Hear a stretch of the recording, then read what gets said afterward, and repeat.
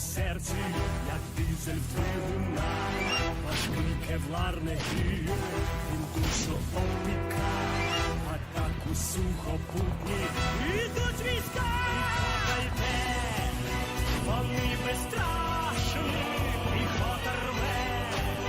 Ворожу пащу вимаєм ті, міцніше сталі віддати честь нашій державі. Війська ідуть, летять снаряди, небесний гір, несуть армади після землі, міцніше сталі за нами мир і честь держави.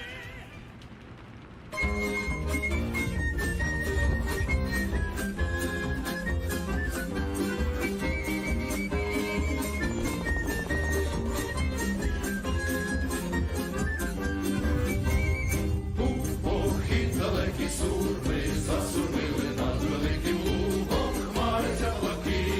Гей, сідлай вогонь, козаченьки милі, гей, ходімо, браття, волю ворони. Гей, сідлай вогонь, козаченьки милі, гей, ходімо, браття, волю ворони. Сяє дивний жовтий мак, синя хвиля грає, запорозький козак двічі не вмирає, запорозький козак двічі не вмирає.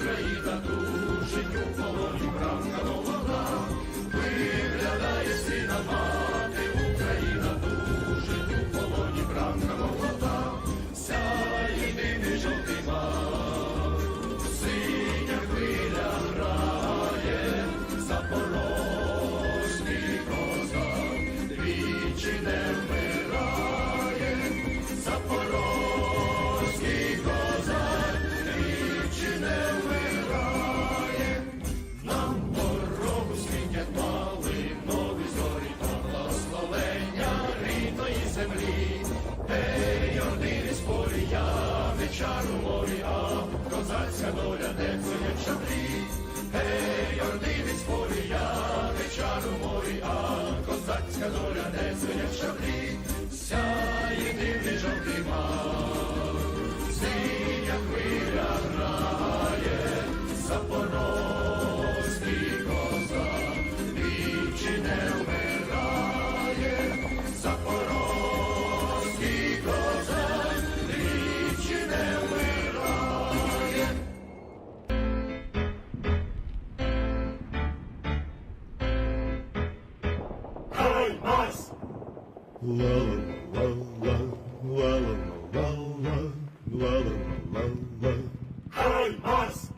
Із Америки приїхав наш надійний побратим, познайомтеся із ним. Хай Марс! В росіян зі сраки дим. Хай Марс! Ла-ла-ла-ла-ла. Хай Марс! За ракетою ракету на паскудних ворогів випускає весь наш гнів. Хай Марс! Робить все без зайвих слів. Хай Марс! Ла-ла-ла-ла. Хай Марс! Московити зі снарядами гребуться на складах, коли робить свій бабах. Хай Марс! Наганяє лютий страх. Хай Марс! Ла-ла-ла-ла. Хай Марс! Розробляють окупанти свої плани у штабах, але чуть не знов бабах. Хай Марс! Лупить нечисть по зубах. Хай Марс! Ла-ла-ла-ла-ла. Хай Марс! Окупанти лиш заповнили склади своїм пальним, як вітається із ним. Хай Марс! Підіймає чорний дим. Хай Марс! Ла-ла-ла-ла. Хай Марс! Не любити московитів і довести нелюбов помагає знов і знов. Хай Марс! Найточніший орколов. Хай Марс! Ла-ла-ла-ла. Хай Марс! Ла-ла-ла-ла. Ла-ла-ла-ла. Ла-ла-ла-ла. Хай Марс! Ла-ла-ла-ла. Ла-ла-ла-ла. Ла-ла-ла-ла. Хай Марс!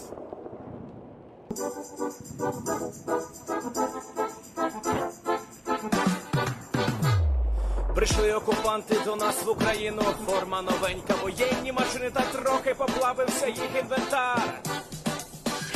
Байрактар. Байрактар. Російські танкісти сховались в кущі, щоб лаптем посьорбати довбані щі, та трохи у чах перегрівся навар. Байрактар. Байрактар.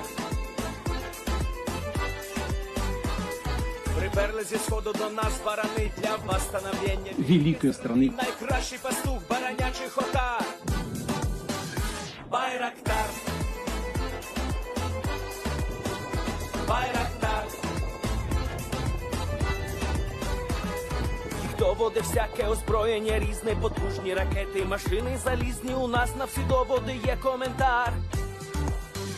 Байрактар. Байрактар. Вони захопити хотіли нас зразу, а ми зачаїли на орків образу з російських бандитів. Робить примар. Байрактар. Байрактар. Російська поліція справи заводить, та вбивцю рашистів ніяк не знаходить. Хто винен, що в нашому полі глухар? Байрактар.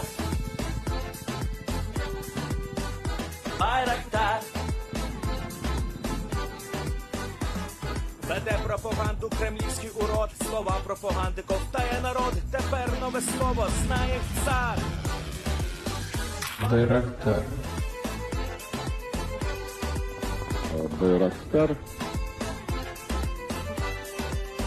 Байрактар. Байрактар. Байрактар.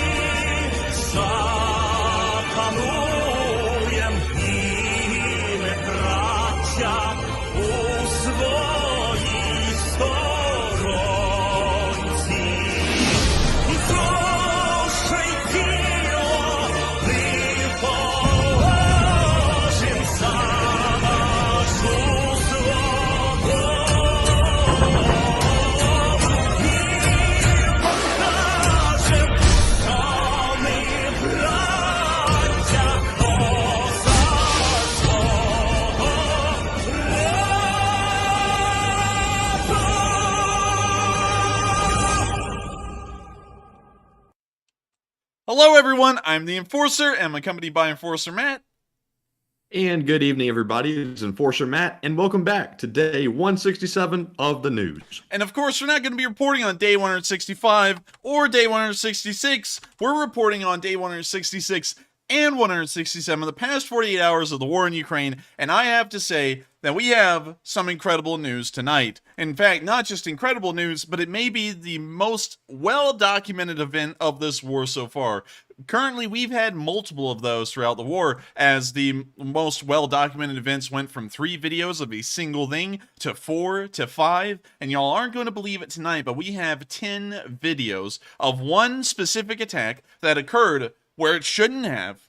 In fact, this attack shouldn't have ever happened. We don't even know how it happened. As far as we know, the Ukrainians do not have a missile in their inventory that could reach out this far. A Tochka U would be stretching it. It would be gliding into the target to reach this far. So at the moment, we have no idea what caused this attack. We're of course going to be getting into that tonight, and we're actually going to be avoiding the schedule tonight. I kind of have been finding that annoying to do, is lay out all of the segments. So from now on, we're just going to hop straight into the news without having to do a lot of, I guess you could say, filler, which I'm kind of feeling it's becoming. So, moving into the largest bit of news for the night, we have the attack at the airport. Just in case if y'all didn't know, the Crimean island actually serves as a major airfield. It's literally a massive airstrip and naval base for the Russian armed forces. We can actually see multiple air bases from satellite footage alone. Here's an airbase at Kacha. You can see here that there are actual aircraft, although somewhat dismantled, at this airfield, and the Russians, as far as we know, are still using it a little bit, at least in the current war. Moving on up to the airfield we're going to be covering today, this is the airfield that came under attack. And there's multiple of these. We could actually move all over the peninsula, and we could see really anything and everything we wanted to, but for the sake of time, here's another one that's been turned into a garden, and there should be one further south, down here. Yeah, here's 2 of them. 2 of them pretty much side by side, both of them used by the Russian armed forces. I think this one's more of a civilian airfield, though. But anyways, you get the picture. That Crimea is a massive part, a massive arm of the Russian Air Force, at least in terms of airfields and aircraft capacity. And over the course of the war, loads of Russian aircraft, in fact, a large amount of them that are being used here in the southern front, have been based within the area of Crimea because, 1, it's close enough without being in range of Ukrainian fire, and 2, it's just pretty centrally located. You could fly aircraft from Crimea pretty much anywhere you wanted to in South Ukraine, and so for that reason, it's been perfect for the Russians so far, until now. Today, we saw a satellite picture come out of this airport just hours before the attack actually commenced, and we can see some pictures of the tarmac here. Now, it's poorly labeled because the text is in red, but I'll try and read it off to y'all the best we can and show y'all what we got. So we can see here that there's a main ramp and parking area, and we can see multiple jets based here at this ramp and parking area. So if we go to Google Maps to this exact airport, this is the area they're speaking of. And you can see that there is a little bit of a difference in between this picture and this one, which was taken by Google Maps, as the aircraft has changed location. You can see right here that all the aircraft are in the exact same place. But one thing that we can point out is that the Russians actually have some pretty high-tech jets here. These are Su-35s, and Su-35s, as y'all may know, are some of the more expensive jets that the Russians fly. I'll try and show y'all a picture of these right here, and hopefully the same livery, the same camouflage, I guess you could call it, because they're using a dark gray, like this one here.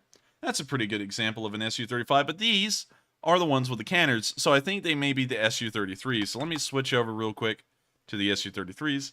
These seem more like it, although I'm not exactly a massive expert on Su-27 airframes beyond the Su-27, but we can see that they have some of the higher tech aircraft here at this airfield, and you can even see them here on Google Maps, along with some Su-24s, which are usually used to carpet bomb areas in Ukraine that have Ukrainian forces in them, or sometimes Ukrainian cities, like we saw during the Battle of Mariupol.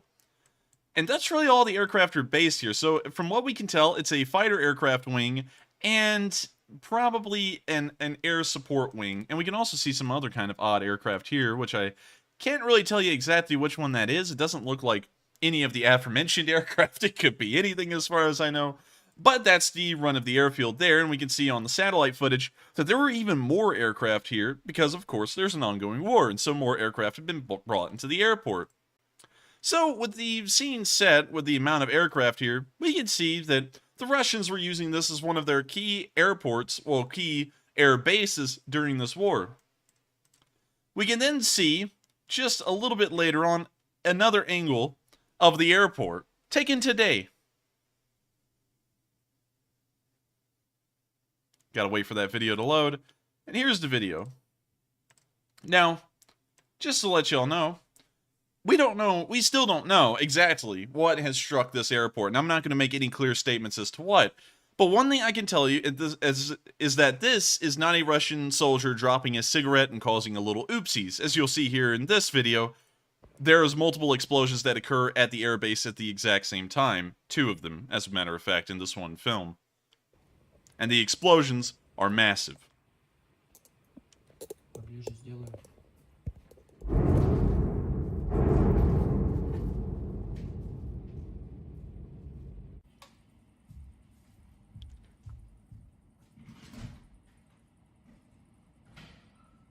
We can see that they're showing a little bit of continued footage, and we can see a third missile strike down into the airbase, hit again, and most likely causing irreparable damage. Although we don't have an exact assessment of how much damage has actually been caused. We have been able to get a lot of videos, though, showing that the damage is extensive. In fact, it's unbelievable. I'll show you all that in a second, but we have to go through all of these videos because, of course, this is the most well-documented thing so far in the war. So, moving on from that, we then have a couple of videos from the distance where tourists were hanging out and watching the airport get hit.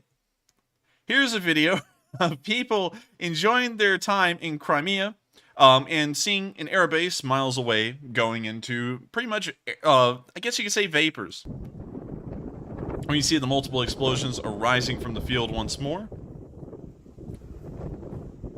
And notice all of the cars that are driving away. And also the shockwave of the explosions now reaching the cameraman.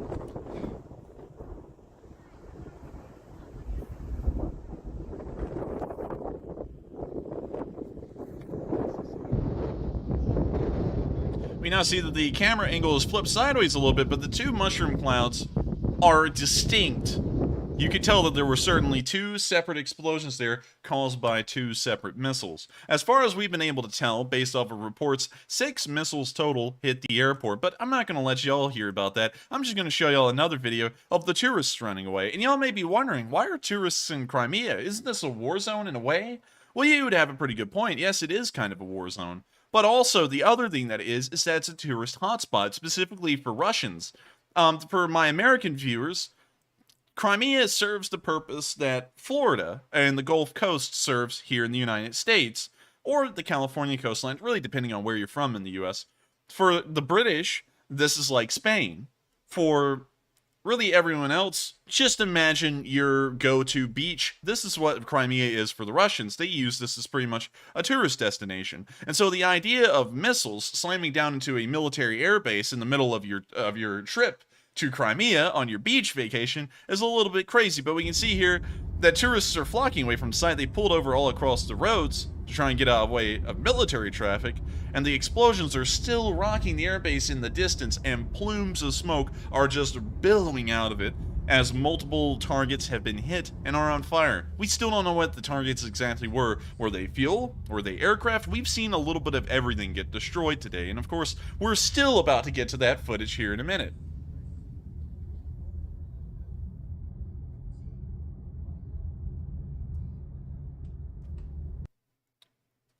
We're now moving on into the actual airport, where we've seen some very up-close videos of the destruction. Starting off, we can see one of the videos here, once again showing the explosions from inside the airport at a much closer range. This looks like it was only taken about a mile away or less. So here's the video.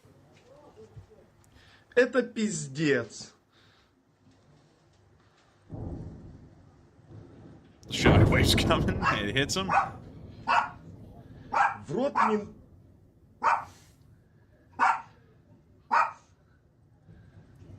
The mushroom cloud's still rising, and we can even see before this video started, missiles had already hit the airport as smoke was billowing out of areas within the compound. These missiles are massive. We still have no idea what they are, but I've never seen anything with this kind of explosive yield used by the Ukrainians so far in this war. And of course, we're not into speculation on this channel, but it does look like these may be something entirely new. Although we may get reports from the Ukrainians saying that they were some kind of a Tachka, although I feel that that's a pretty tough stretch. We've seen Ukrainian Tachkas used before, and we've seen the Russians use Tachkas, and none of them have had explosions of this size and this magnitude.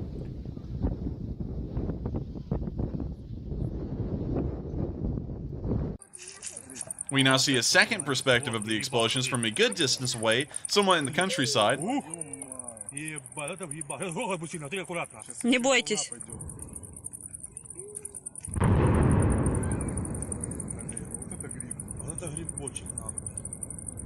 Кошмар. Ужас.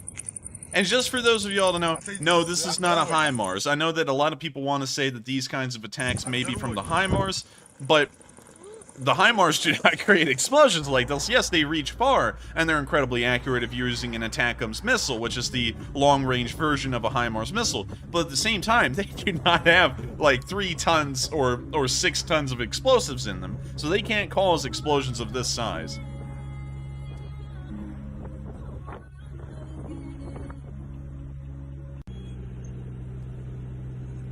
You see them driving on, looking at the explosions in the distance.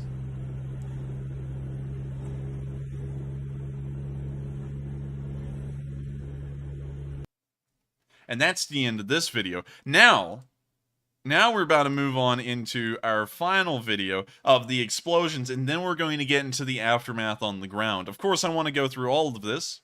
And actually, real quick, let me check. Yes, the rest of these are actually showing the aftermath. I'm sorry, correction there. We're now moving into the aftermath immediately. Now, this video is safe to show. The caption does say that there are about 6 people dead, just to say it outright, instead of trying to get around the YouTube censors.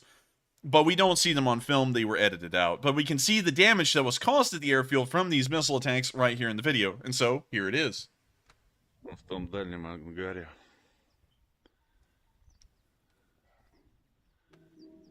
See them looking around, and the damage to this airfield was extensive. We can't even really tell if there were aircraft here, because the Rebel is so bad. It's really hard to tell what's what.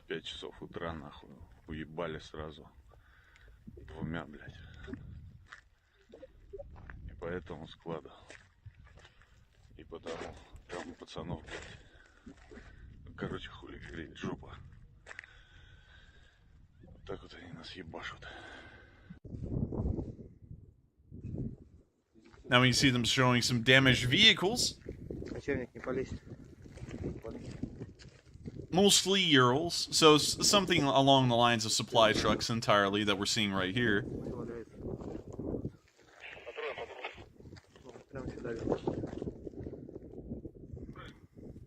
And this is just a part of the destruction. As we move into the next video, we can then see that that destruction expanded on into actual aircraft, as we saw a short 1 to 2 second long video of a destroyed Su-24M. When you see it right here. Firefighters are dousing the blaze all around, but we can see that in this one specific part of the tarmac, one Su-24 was completely obliterated. There is nothing left of it, really, rather than the nose cone. And just for those of y'all to get a perspective, there were around 30-something aircraft here based off the satellite footage from earlier in the morning. And if all of them, let's just say all of them were Su-24s, although we know that's not true, let's pull up the cost of a single Su-24. Around 24 to 25 million. So we took that number of around 24. We'll go with it. We'll go with a more conservative figure of 24 million. It is Russian, so it has to be cheap. We'll take 24 million, and we will multiply that by around 30. We'll just go with a round number 30. So if every single aircraft, which probably didn't happen, but if every single one of them was destroyed in this missile attack, $720 million of aircraft were destroyed in this single missile attack alone.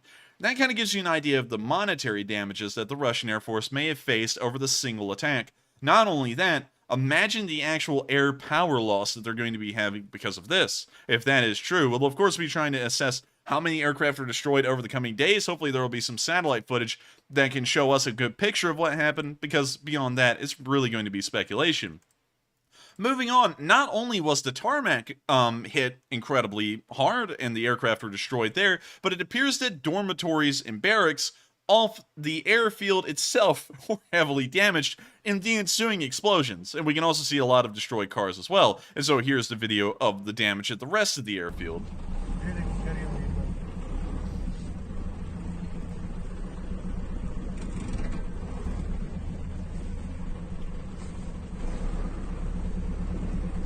This may have been, and I just saw someone say it in the live chat, David Bryan, this may have been a $1 billion attack in terms of the amount of damage caused to everything involved. Equipment, aircraft, the airfield itself.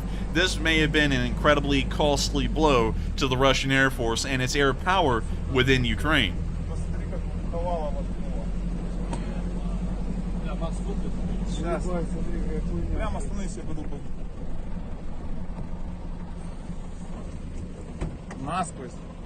You see them still looking around at the destruction. We can see that every building has sustained a moderate amount of damage or a mild amount of damage. Some of them far more extensive than others.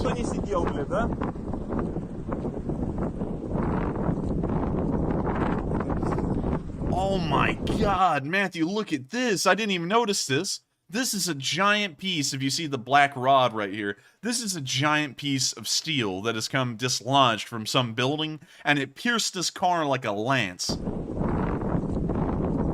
That is crazy. I'll be honest, when I first looked up, I thought it was a piece of rubber or something. It was so mangled. Oh my gosh.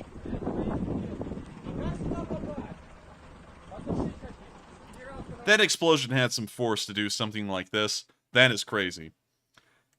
And so, now that we've covered all of the news showing the damage at the airport, the explosions confirming that it was hit, now let me read y'all. Of course, I'm obligated to present both sides. Let me read y'all the official Russian statement put out by Russia today explaining what happened at the airport. If it loads. And it's loading? Okay, good. Alright, so, without further ado, let me read y'all the official report from Russia today, which is, of course, the Russian news source that is explaining what's going on in this war. Russia's defense ministry has released an official statement on the explosions at the Saki military airfield on the Crimean Peninsula, explaining that the incident was caused by the detonation of aviation munitions stored at the site. The blast occurred near the city of Novofedorovka on Tuesday afternoon, with locals reporting hearing several explosions coming from the airfield and sharing videos online showing smoke coming from the area. According to eyewitnesses, the blast had knocked out the window in houses near the airfield. Moscow has stated that no one has been injured in the explosion and that none of the aviation equipment at the airfield was damaged by the blasts. And in quote, according to the Russian Ministry of Defense, measures are being taken to extinguish the fire and find out the causes of the explosion. According to a report from the site, there was no fire impact on the bundled ammunition storage area at the airfield, the defense ministry said. Local authorities have said that all necessary measures have been strengthened to ensure the safety of infrastructure facilities and of the population near the airfield. Now, isn't that a load of crock? And this is why it's almost impossible to take the Russians as a source, because we just saw video evidence of explosions literally wiping out the airport pretty much. We saw destroyed aircraft on film. We saw at least one Su-24. And according to Russia Today, there was no damage to the aviation equipment at the airfield. So they're saying that nothing happened to the aircraft. They're perfectly fine. The support vehicles are perfectly fine. Everything's okay. But we just saw videos to the contrary posted by Russian soldiers at the airfield. We also saw videos from civilians showing that multiple explosions occurred, and all they say is that an ammunition depot had a little bit of an accident. And we know, based off of the video evidence, this is a straight-up lie, and Russia Today, along with the Russian government, are back at it again with immediately coming out and spinning stories to try and make it look different, and this is what they've done the entire time. This is the Russians' name of the game. They just come up with whatever they can to try and discredit anything and everyone. And, in fact, they'll just lie about stuff you can straight up see on film, like we all just saw. And y'all know, of course, this channel never takes anything into account with picture or video evidence or an official statement from an official government organization to confirm what we see. And with this kind of stuff, like an attack on an airfield, we have to have video and picture evidence to report on it and say whether it happened or not. So, Considering that in mind, there's absolutely no way I could come up with a story. We have not seen destroyed Russian aircraft on a tarmac before in this war, ever. This is the first time on video that we've seen anything like this. In fact, this is the first time we've seen it at all. We've seen an explosion one time near Rostov-on-Don in an airfield, but we never saw videos or pictures of the destroyed aircraft. This is the first time, so there's no way that this footage could have been recycled or reused. We have the video evidence of everything that happened, the explosions, the destruction of the vehicles, the destruction of the equipment, and there's Russia today again, coming up with straight-up lies, and the Russian government, of course, helping to perpetrate them. That's why I don't trust the Russians. That in lying straight out like this, you know that they don't have anyone's best interest at mind. They're not being truthful. At least the Ukrainians, when they're losing a front, they'll say they're losing it. The Russians will sit there and literally let you see an airfield get obliterated and turn into dust, and they'll say that it didn't even happen. So with that, we're now going to be moving out of the area of the airfield itself, and we're going to be moving all the way across Crimea to the Kerch Bridge. Because the Kerch Bridge... it's getting a lot of traffic recently. As y'all may know, like I said earlier, Crimea is a major tourist destination for a lot of Russians. And a lot of Russians, once hearing these explosions rock the countryside and also seeing them firsthand, considering that this entire length of the coastline is pretty much their version of 30A or the Gulf Coast in general, a lot of Russians decided to leave, pretty much all of them. So now they've caused a mass panic, and they're literally causing a massive traffic jam at the Kerch Bridge, which we can see has formed so bad, this guy is stuck in traffic miles before he can even get to the bridge. Here's the video of that very thing happening. Перед Крымским мостом на выезд уже из Крыма скопилась огромная колоссальная пробка. Очень медленное движение. Стоим уже полчаса. Еще пока в Керчи даже, еще к мосту близко не подъехали, а пробка уже стоит, все.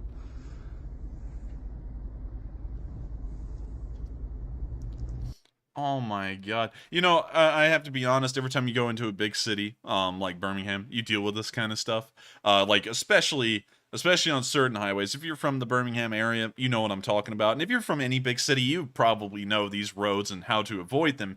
But the Kerch Bridge has hardly been used. I mean, like, every time we've ever seen a video of the Kerch Bridge, it has light to slightly moderate traffic on it. It does not have anything like this where it's gridlock, dead stop kind of traffic. This is something you never see, and it does show that there's a massive exodus of Russian citizens, Russian tourists from Crimea, and they are running back into Russia. I can't blame them, you know, considering that they literally just heard and saw a massive explosion occur at an airfield. They're going back to safety. I can't blame them for that. But you know what they're going to bring with them that no one's thought about yet? They're going to bring pandemonium and fear. Thousands of them are driving back to Russia, and they're going to tell people the Russian media is lying. We literally watched the airfield blow up like a thermonuclear device, and we're not winning the war, because that's what's in everyone's heads now. They've literally seen an airfield that was supposed to be out of range of the Ukrainians not only get hit once, but 6 times. And we've seen, of course, from the Russians on the ground, one of them said that they saw 6 people dead. Of course, we didn't show that part on film, but I did watch a video, the exact same one that was unedited, and there were dead Russians all over the place. The aircraft on the airfield had probably been destroyed in the droves. We don't know how many are left, but there's certainly some survivors. And the Russians are going to go back, these tourists will, and they're going to tell everyone about this. And the Russians are going to start realizing we're kind of being lied to, because they're going to be reading at the exact same time they hear these people's statements. They're going to be reading that article from Russia Today saying that nothing happened, everything was perfectly fine, and it was just a minor accident. And so it makes you wonder, is this going to be the worst PR disaster, considering this is nothing they can hide for the Russians? With the Moskva, you could hide that. With the invasion of Ukraine when the Northern Front fell apart, you can hide that because there was only military personnel in Ukraine and the Moskva was at sea. So you can kind of spin the story in a way, and there's not really a lot of people to go and say otherwise. But with this, you've got thousands of Russians who literally watched it happen in front of their eyes. They're going to go back and tell people about it. And the Russians are going to have to go full KGB mode on these people to either try and suppress them from telling anyone this, or they're just going to have to let it run free, and the public is going to start figuring out that they're lied to. It's going to be one or the other. But with that, we have now covered all of the Crimean news, which is its own segment tonight. And so we're now going to start moving up towards our location unknowns, as well as our international news, because we have a small bit from the United Kingdom, which is really cool today. But before we get there and cover all of that news, we are actually going to be going into our first question segment of the night. So with that, Matthew, take it away. And it is now time for our first question segment of the night, one of the most highly anticipated segments of the show.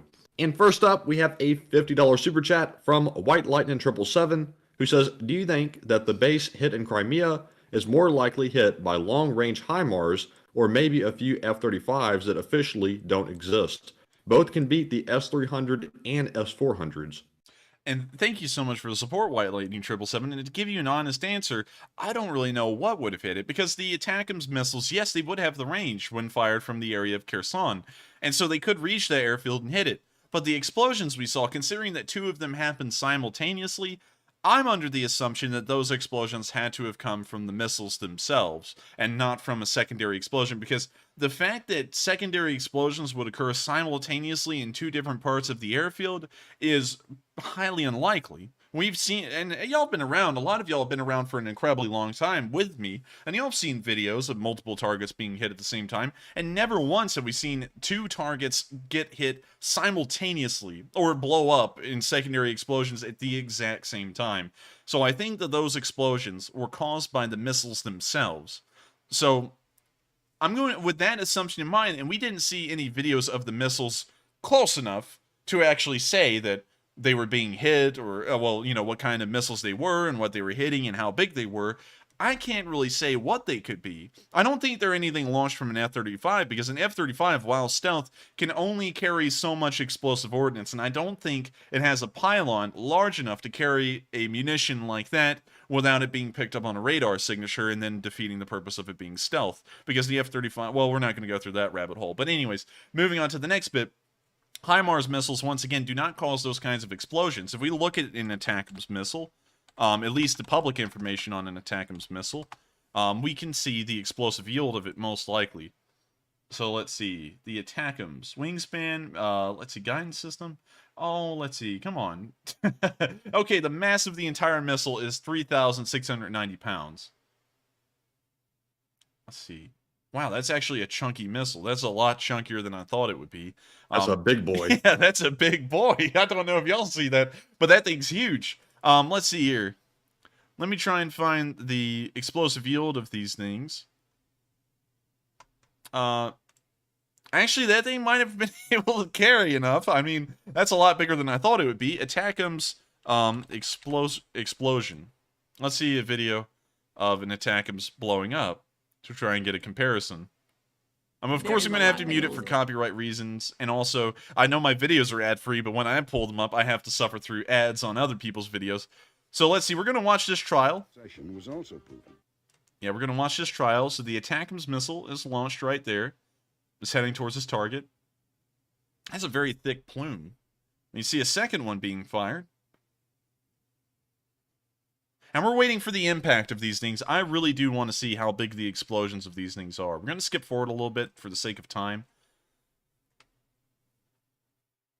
It's now kind of free-falling. It's tilting downwards towards the ground now, spinning at a high speed. And it looks like it had some kind of a... Wow, that's interesting. Look at that. So the missile begins to spin at a very high speed, and then it appears that the nose cone section of the missile then explodes, and it looks like pellets go flying outwards, although I can't really tell you if those were pellets or not, or some kind of small cluster munitions. I can't really tell you. Looking at this video, then those attacks were certainly not made by an ATACMS, at least this specific kind. I don't know if they make different variants of the ATACMS with cluster munitions or a solid warhead. I'm sure that there's different kinds out there, but based off of this video, it's pretty much a cluster bomb. And it looks like it does a pretty good job. It does the job of an MLRS in a single rocket, well, a single missile, which is really impressive. So with that in mind, I don't think that that is the missile that caused the attack. We see right here that it says Russian airbase in Crimea erupts in massive explosion. But we didn't see any little explosions. We saw massive explosions. And so right now, I don't know what it would be. There was also a secondary Russian report that came out today just to try and give a little bit of an answer to the question. The Russians said before they started to spin the story that nothing happened there, they did make a quick, very hasty response to the attack, saying that the missiles that were launched at the airfield were actually Ukrainian in origin and they were Ukrainian produced. But after that, they then began to spin the story like Russia Today did, that nothing happened at the airfield, no damage happened, and if it was anything, it was a minor explosion. So with that, I hope that does answer the question, White Lightning 777. Unfortunately, I don't really have an idea. I think it's really going to be a mystery for a long while as to what actually caused those explosions. Because if I was to tell you based off the information we've seen and know, I feel like I would just be misleading you with information that I can't really back up or verify. So with that, I thank you so much for the support. I hope you understand why I'm going to have to declare ignorance on this one. I hope I showed you a good reason why. And with that, we're now going to be moving on to the next question. And before we move on to the next question, I'm going to address a poll that I put up a short while ago. And the question was, will the Ukrainian attack on the Russians in Crimea cause the Russians to change strategy? 35% said maybe, and 35% said no, they will stay consistent. And only 30% said that yes, they will regroup. So as we've seen from the Russians, they are not very smart. They don't change strategy, and that's great for Ukraine because that means they can knock them down pretty easily. But I would have to agree with the 35% that said no. I don't think they're going to change strategy. They don't really learn from anything. But Enforcer, what are your thoughts? I would have to say I'm kind of on the fence. I can see every single one there. That was a great poll, by the way, Matthew. I love the options because really, it's almost tied amongst them all. In fact, it just switched over, but the percentages are remaining the same. That's how close it is. The thing is that we've seen that the Russians don't really learn. Over the course of this war, they've never changed their strategy. They've never changed their tactics. We see them doing the same things now that they were doing at the very beginning, at least on the ground with the infantry. And so with the Air Force, I'm assuming I wonder if they do the same thing or not, considering that there's the potential that they pretty much had $1 billion in losses inflicted on them over the course of a single hour. I'm thinking that alone may make them learn from this. And the only thing they're going to learn, and it's going to be a logistical headache to pull something off like this, would be to take all of their aircraft that are in Crimea. I guess you could say they're probably going to partition Crimea down the middle if they learn from this. And everything west of the line, going straight down the center of Crimea, is going to have to be relocated to other air bases that may be out of the range of Ukrainian missile attacks. Because considering that they nearly lost $1 billion, I think I could see the argument that they may regroup and they may actually learn from this, because the monetary losses and the force loss alone is so big that I'm sure they're going to be doing something to fix that. But at the same time, I kind of see where everyone's saying maybe. And to move on from the maybe, I can see why people are saying no. They have not learned from anything over the course of this war. We've seen that time and time again over 167 days. They have not changed their strategy whatsoever. And so I'm assuming that they may also just sit there and see that missile attack and think, oh, that's pretty bad. But the nightmare and the headache of trying to move all of these aircraft out of this airfield back into Russia or somewhere else in Crimea, along with all of their supplies and ground support equipment, would be far too difficult for us to do. And we're just going to keep everything there and pray that they don't have enough missiles to do it again. That might be something they do. So with that, I hope that does address the poll. That was a very good poll, and it looks like a lot of people voted on that. 1.7 thousand votes on that poll. Really interesting. And so with that, we're now going to move on to the next question. All right, and moving on to our second question of the segment, we have a $20 super chat from one of our channel regulars, Kaltenberg. Everybody knows him, everybody loves him, and he says, I'm going with the Grim 2 or Grim 2. The Grim 2. Grim 2. Grim 2, it looks like it's a comic book, and it's also a Ukrainian perspective. Let's see here what this is. The Grom. That's a motorcycle, too. Yeah, I was thinking that. I was like, I've heard that before. But this is the, let's see, geez. Oh, that's a 2-scale model. That's not full scale. It's a Grim 2.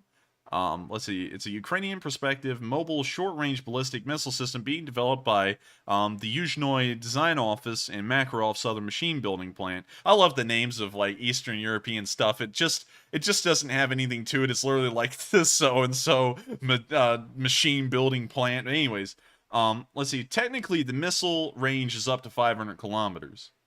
that could be it, Kaltenberg. You actually have a really good point there. This, in fact, could be the exact missile that was launched. But as far as I know, as far as I can tell, it may not be so, because I don't think this thing has gone into production. The first test launch of the new tactical missile is scheduled for the second half of 2019. Then the Wikipedia article stops dead in its tracks and doesn't have any additional information beyond that time.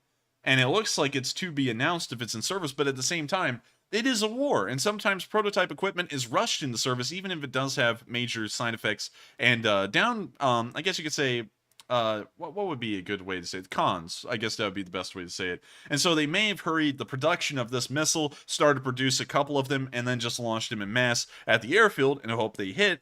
And as far as we could tell, about 6 of them hit. We don't have an idea of the size of the warhead though, which would also be a good thing to know. Wait a minute, the warhead is 500 kilograms or 1,100 pounds. I wonder if we can get a YouTube video of a 1,000 pound bomb. 1,000 pound bomb exploding. Explosion. That would probably be better to say.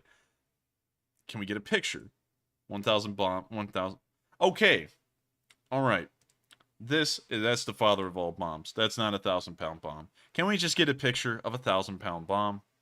I don't think we can, because there's the Tsar bomb. That's not a 1,000 pound bomb. So unfortunately, I won't be able to compare the explosion sizes with each other, you know, just based off of eye. So unfortunately, I can't say if it would be the Krim 2, but if anything, that sounds like the most plausible explanation we've gotten so far as to what actually hit that airport. And so with that, thank you so much for the support, Kaltenberg, and also throwing that out there, because that is a brilliant observation that I didn't have, and I don't think anyone else was having either until you brought that up. And so with that, thank you so much once again for helping this channel to keep on running, Kaltenberg. Everyone who supports this channel helps us to keep these streams running every single day. And with that, we're going to be moving on to the final question of this segment, and then we'll be moving on into the next segment of news. And real quick, Enforcer, I'm trying to put up a poll to ask everybody if they had to take an educated guess, which weapon did they think that the Ukrainians used on the Russians today? Could you please list off 4 options that you think it might be, so that way we can sort of have a consensus in the chat? Yes. Krim 2. That's the best one to start off with. I think that's the best one so far. HIMARS. Also, don't let that reflect on the poll. Don't vote for the Krim just because I said that it was the best option. HIMARS. Let's see, what else could they have gotten? Could it be a Moab? Nah, Moab's got to be dropped out of the back of a C-130. Let's see, what else? Let's just say Tomahawks. Through the chat. Tomahawks. Also, I'm trying to see if I saw any in the chat. Neptune. A lot of people are saying Neptune, so throw down a Neptune as well. And I think we'll have a pretty good amount of options. The Tomahawks are probably the last option that everyone will pick, but we'll see. All right, and that poll should be running now. And Enforcer, I believe we have one more super chat to go in this segment. And the last one goes to Melissa Harden, who puts in a $20 donation and says, the Russians are saying the explosion in Crimea was an accident, so I guess the sailor from the Moskva, whose cigarette caused the sinking wound on the beach at Crimea. Yes, I would have to say that's probably true, because as y'all may remember, the Russians trying to deny that the Moskva was even hit. They said it was a small fire, but we evacuated the crew as a cautionary measure. And I'm just saying this to everyone because I know that we may have some new viewers here, and I always want to say this. We don't come up with this stuff. We were here when it happened. You know, this isn't us just like backtracking into information that we may have skimmed up on. Matthew and me were literally here the day the Moskva was hit and then the day it sank. We've been here since the first hour, and so we saw that happen. We saw the official Russian reports come out. Then we saw the pictures of the burning husk of the Moskva just adrift at sea, and then finally we got the news that it had keeled over and sank to the bottom. And so you got to remember, the Russians have lied about everything. They lied about that too, because they came out with official reports to the world. There's been a small fire. Everything's under control. The crew's got it. They're good. Then they came out with a report. It expanded a little bit, and in the safety of the crew, we evacuated all of them. And then it came out later. The ship was hit. It sank, but it wasn't really an important ship because it's old. Although it was the flagship of the Black Sea Fleet. So based off of that, and also, that was a pretty good joke, by the way, I would have to say that the cigarette man who blew up the Moskva literally swam to shore, and it took him this long to get there, and he now finally made it to the airfield, and was like, Bleh, time for another cigarette. And he flicked it onto the ground and the whole thing just went up in flames. So, thank you so much once again for the support. I hope you enjoyed my little bit of a commentary there. And with that, we're now going to be moving out of the Crimean area, and also our question segment there. If you do throw in a super chat, it will be answered. If you throw in a live chat, those will be answered too. We try and get to as many of them at the end of the stream, so please make sure to throw down at Enforcer or at Enforcer Matt before your message, and then just type up your question so that way Matthew can see it, and then he can put it in his little spreadsheet so that way he can ask them later. So with that, we're now going to be moving out of the question segment, and we're now going to be moving into our location unknowns, the Kharkiv segment, and also our international news as well, which should be a pretty well-rounded segment. So with that, we're going to move down to our Day 166 news first, because Day 166 practically didn't exist. Based off of the news we've been able to find, if you're looking over here on the left side of the screen, all the dark gray dots are Day 167, the blue dots are Day 166. We only got 3 pieces of news, but one of the big ones was that the Pentagon confirmed. Unfortunately, I was not able to find this official confirmation on the Department of Defense's website, but we were able to hear the quotes of these officials on other websites, so I'm verifying them as true for now. We can see that apparently the Pentagon, the Department of Defense of the United States, provided AGM-88 high-speed anti-radiation missiles, otherwise known as a HARM. These things are pretty high-tech. Even if they're old, these things have been around since the late 80s. And it is an expensive missile, a single one of them. Let's actually pull it up. An AGM-88 cost, just so that way y'all can see. So a single missile, depending on the kind, the cheapest kind, the base model without the navigation and stuff included, is $284,000. Of course, I'm just kidding. That's a car joke. The most expensive version, the AGM-88E, is $870,000 a missile. That gives you a little bit of an idea of cost. I don't even think there's a car out there that costs that much. Do you know of one like that, Matthew? And how much? 870,000? Yeah, somewhere in that ballpark range. Anywhere like a ballpark estimate. You're in Bugatti territory. Yeah, and 284,000 is around a high-end Lamborghini, isn't it? Yeah, about around that range. So, just to give y'all an idea, that would be the cost of this missile alone would be like strapping a high-end Bugatti. Let's just say the United States handed over the E version, a Bugatti Chiron. Let's pull up the price of that real quick to make sure we're correct. Bugatti Chiron. 3.3 million. Oh, that's way off. We need to find cars around $900,000 dollars, not miles. We want dollars. Cars under 900,000. Well, that'd be pretty much all of them. So unfortunately, it's not a Bugatti Chiron. Bugatti Chirons are a whole lot more expensive. So let's do it another way. Imagine that you strapped 3 Lamborghinis together under a plane, and you launched them at the Russians. That's how much an AGM-88E costs, and that's how much the Department of Defense throws away on anything. I mean, like, they do that often, especially with the U.S. military, especially when our own soldiers are at stake, and I can't really blame them for that. But anyways, moving on from that, that's how much an AGM-88 HARM costs, specifically the E variant, and then the cheaper one, I'm guessing the AGM-88A, or the AGM-88, costs around $284,000. We've apparently given over a decent amount of these to the Ukrainians. The Department of Defense, according to this article from The Hill, is pulling on their own stockpile to send these over. But the other thing is that we have no idea how many this is. We know the exact amount that's been given in monetary aid and defense packages, but we don't know how much of that was allocated to HARMs. We don't know how many they have. But one thing that we were able to confirm is that apparently the Ukrainians did use this against a radar installation that the Russians had somewhere in the country, but the information on that is vague right now, so we are waiting for video evidence on that. The only thing we're able to confirm is that the Department of Defense has officially declared that they have sent over AGM-88 HARMs to Ukraine, and the Ukrainians now have anti-radiation missiles, which are a godsend. If y'all don't know how that works, I'll explain real quick, at least based off my knowledge. An AGM-88 picks up the radiation of a radar. Radars, when they operate, actually emit a pretty decent amount of radiation, a certain kind, which this missile will pick up.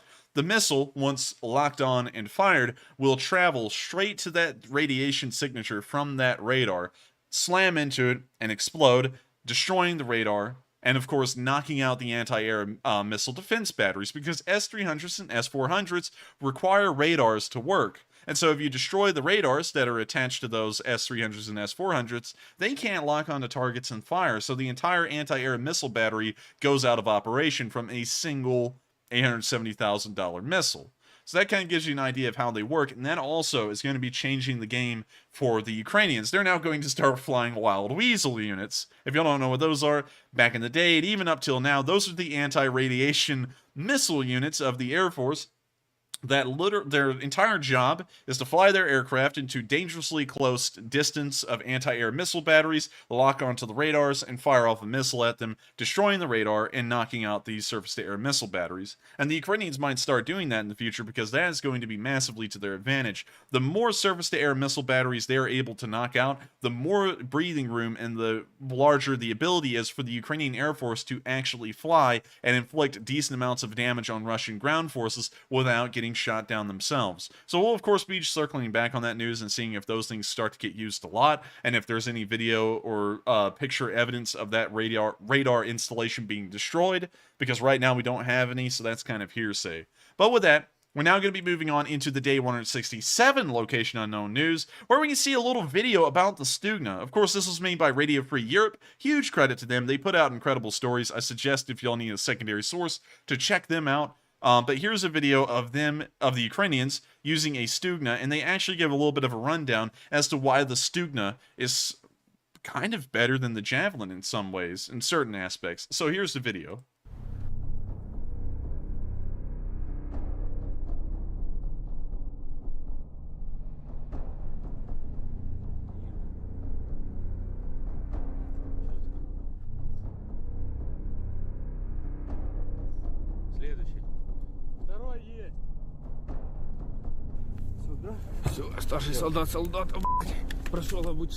Now, here's the big one. I want to go back real quick for this. They are said, the Stugna is said, you know, from what we know, to cost about 1/3 of the price of a Javelin. And it has a little bit of a longer range. 1/3 the price. That means for a single Javelin launch, you can fire 3 Stugnas. And although the Stugna is less mobile, in a way, because it's really set up for defensive positions more so than offensive, like the Javelin can be used in, still, the cost of them alone will lead you to produce more of them and use them more, because you can get more bang for your buck, even if they are a little more clunky to use in an offensive. So I'm going to let the video continue with that in mind.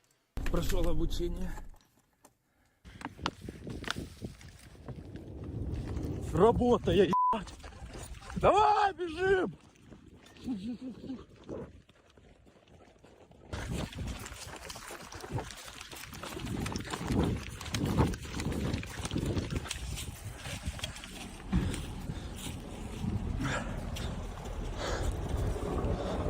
Димка!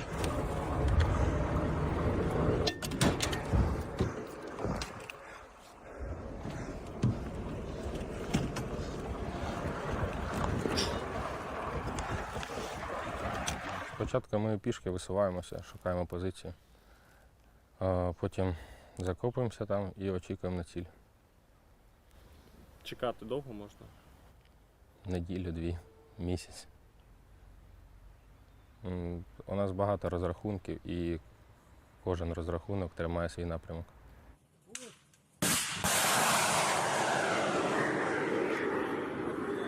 Є позиції, де Джавелін сидить та чекає ціль, а є, коли ми з аеророзвідкою на взаємодії знаходимо ціль та вночі висуваємося для відпрацювання. Останній випадок йшли ночі з Джавеліном, побачили в тепловізор, але там дальність була 4 кілометри.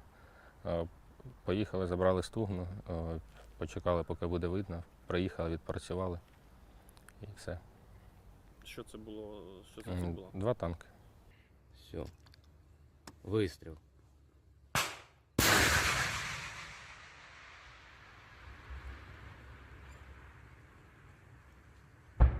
Уже пошли менять. See a little bit of a video of them launching a Stugna. Погоди, погоди. Есть! Есть.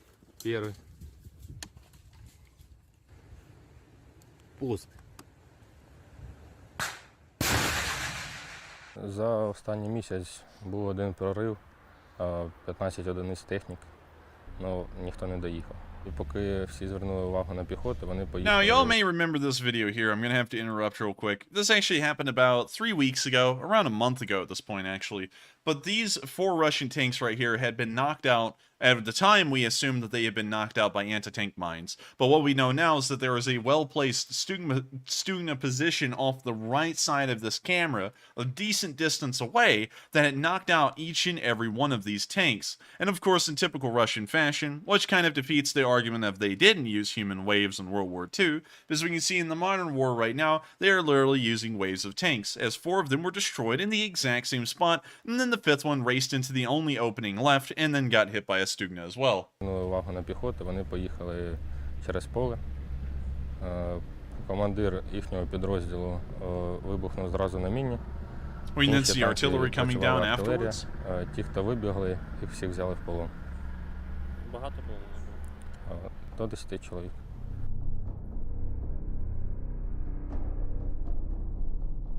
We can then see one of the tanks brewing up.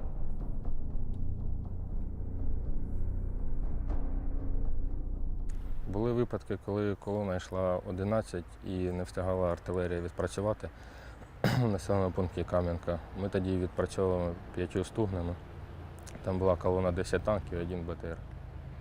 І ніхто не доїхав теж. Джавелінам легше, тому що вага. Сама стугна важка і кожна ракета теж. На Джавелін це довго зафіксувати ціль. А зі стугни можна відпрацювати за один раз 6 ракет. І у нас в Кам'янці було. Перший день другий командир відділення відпрацював 3 танки, на наступний я 5.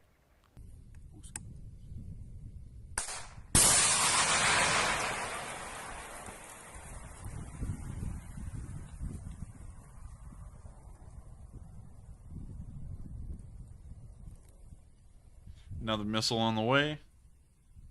Russian tank right there in the tree line where the mouse cursor is. Of course, right where the crosshairs are as well. And another direct hit.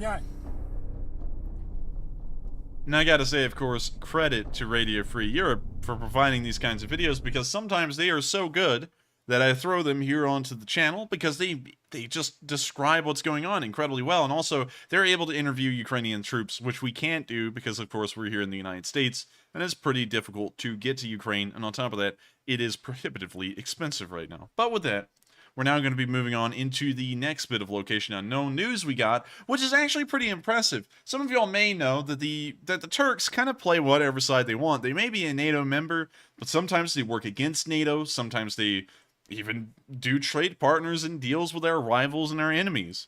But today, they've actually done something like they have been doing, selling the Bayraktars, that has been in our best interests, as we saw today that they delivered 50 Turkish armored cars to the Ukrainians.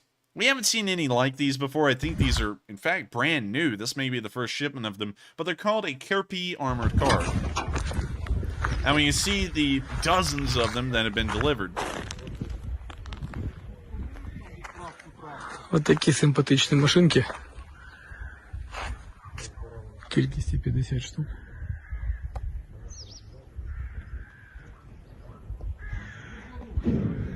Вже поїхали на передок.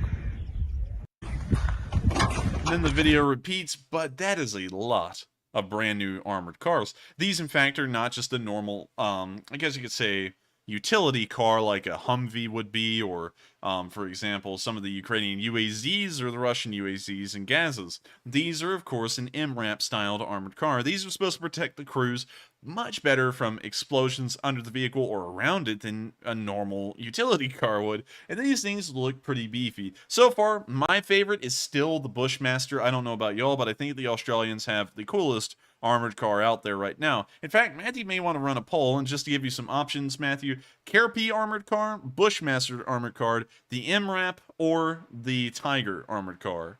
And then just throw that poll up, and we'll see what people like. And so with that, we're now moving... The Bushmaster, MRAP, and what else? The Bushmaster, the MRAP, the Kherson, and the Tiger, spelled T-I-G-R in all caps. All right, and what was the question one more time? What is your favorite MRAP? Well, not MRAP. What is your favorite armored car?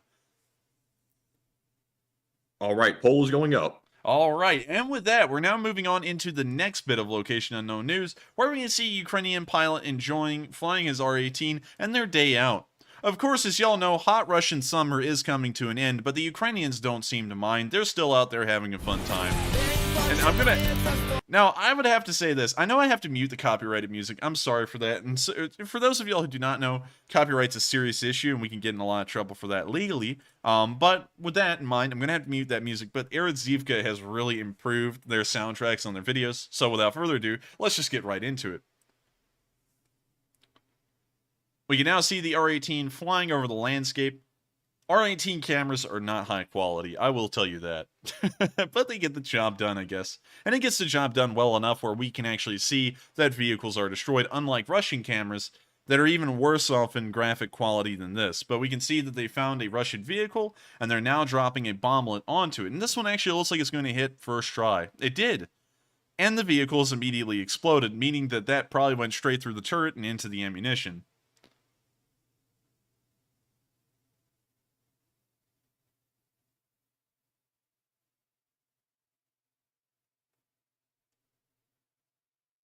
That's the end of the video, but still, really impressive to see that an R-18 had a fun day out and was able to knock out another Russian tank. We don't know which kind, but still, it's probably around $3.5 million in cost.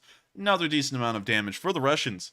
With that, we're now finally moving on to our last bit of location unknown news before we move on into the Kharkiv and international news segment, where we can see that the Ukrainian citizens have taken it upon themselves to provide the troops with fresh beef. Here's a video of that very thing.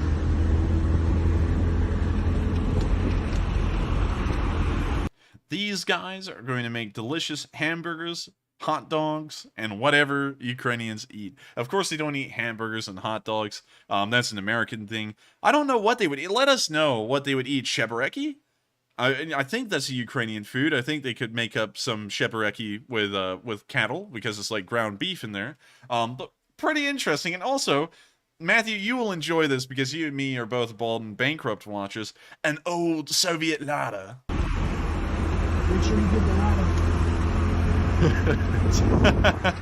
Why does it look so funny going down the road like that? I don't know. They look so small. I don't know about y'all, but these things are so small. But you know something that's even smaller is a Trabi. And I know that Matthew knows what I'm talking about. It's that thing that they had on Top Gear.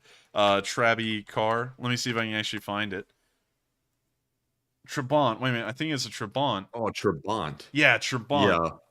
Oh, yeah, there it is right there. Wait a minute. No. This was on Doug DeMuro's channel. Yes. Oh, yes, God. that's where it's from.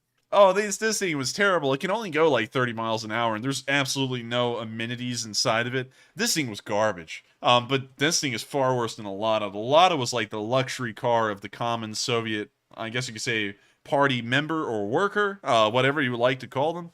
But still, oh my god, look at these things. They're just so ugly. Anyways, moving on from our hate on the Trabi for a minute. Lada's still kind of neat. Honestly, I think it's a little interesting. They are based almost pretty much off of a Fiat.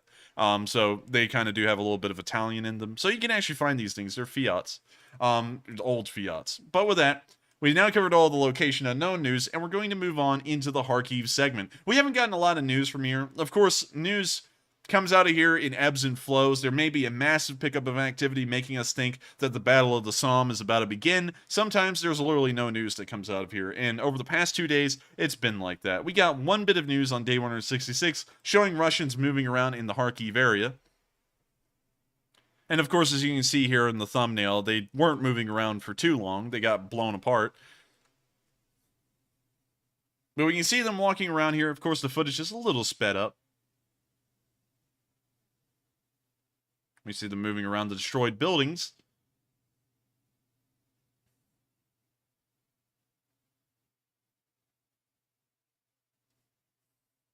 We see them wandering down the road, moving one of their Kamaz trucks. Well, that may not actually be a Kamaz. That's like a minivan. And now we can see the artillery coming down, and ooh, buddy, you're hitting dead on as usual. I don't even have to give y'all the speech. The Ukrainian artillery is dead on every time.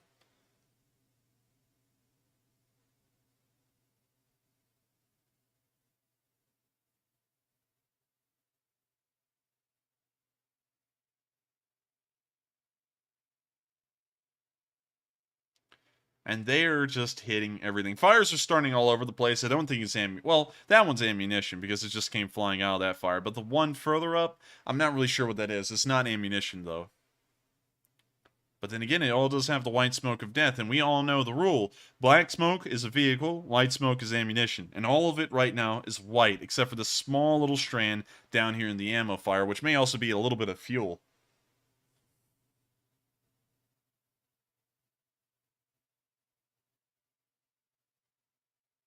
Now we can see the destruction spanning all over the place, and of course, the Ukrainians throwing a sweet message. I would love to get one of these on like a birthday card, welcome to hell. Because that would just be funny to see as like a complete contradiction of what it's about. Like, it's a birthday, it's supposed to be happy, it's fun. Someone just writes welcome to hell in the middle of the birthday card. Anyways, moving on from that, pretty nice to see that the Ukrainians are still hitting the Russians in the Kharkiv area, but we didn't see a lot of activity on day 166, and we didn't see a lot of it on day 167 either. The only thing we saw from the Kharkiv area was a new kind of MLRS that the Ukrainians are using, firing into the Kharkiv pocket. So here's the video.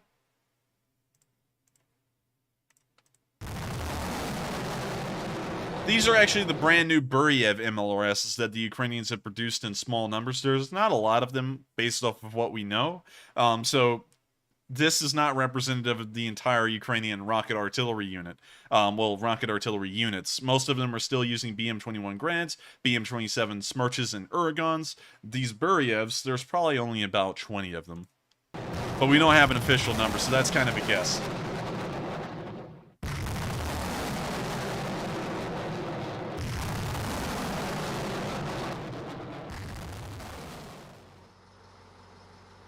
Це ракетна система залпового вогню «Буревій». Артилерійська частина в неї така ж сама, як і в радянського «Урагану», але шасі вже оновлене. Це чеська «Татра».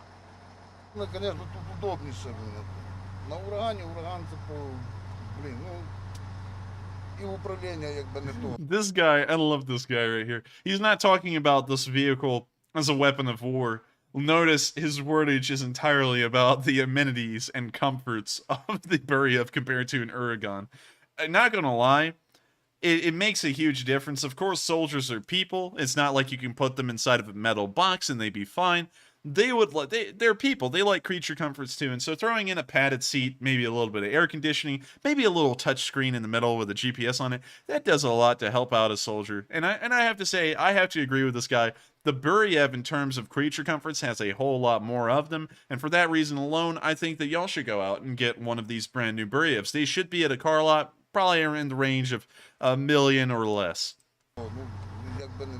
Тут управління легко йде, коробка автомат. He's like, it has an automatic transmission, and it looks cool. I mean, like, it looks really nice. That is really nice, actually. I mean, they designed that thing to look like a Lamborghini or something of the MLRS world. І взагалі броньованість кабіни – це найголовніше, як захист особового складу. It just looks cool. I mean, like, you can't lie about that. It's mean. The window shapes are cool. The headlights are actually flush with the vehicle. I mean, like, it's a really cool MLRS. Зображення живої сили, високоманеврених цілей, такі як артилерія, далі піхота, танки.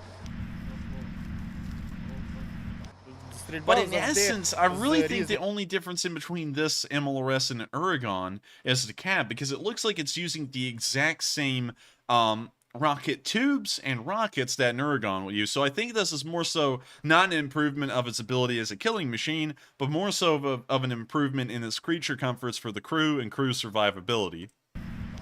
Стрільба завжди з різних вогневих позицій. Постійно ведеться спостереження, так само як в нас, так само і в них. І тим паче ми ціль досить така, якщо брати зі сторони противника, ціль досить важлива і ми першочергова ціль, можна сказати. Тому все робиться максимально швидко і максимально ефективно. See, it does use the exact same rockets as the Uragan, and it looks like it uses the exact same launcher tubes.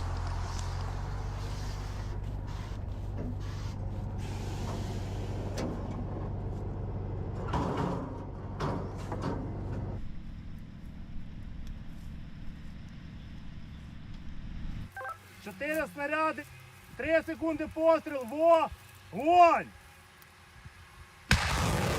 We now see them firing one of them. And we actually see one of the old... Look at this. This is actually a comparison of old versus new. There's the old Uragan system, and there's the brand new Buryevs. We can see the exact same launcher tubes down to the actual traverse mechanisms of it. And it looks like maybe... No, it's a different chassis altogether. But the launcher and its traverse mechanisms are the exact same. Everything else in the Buryev is different and new. And the cab is also so much nicer.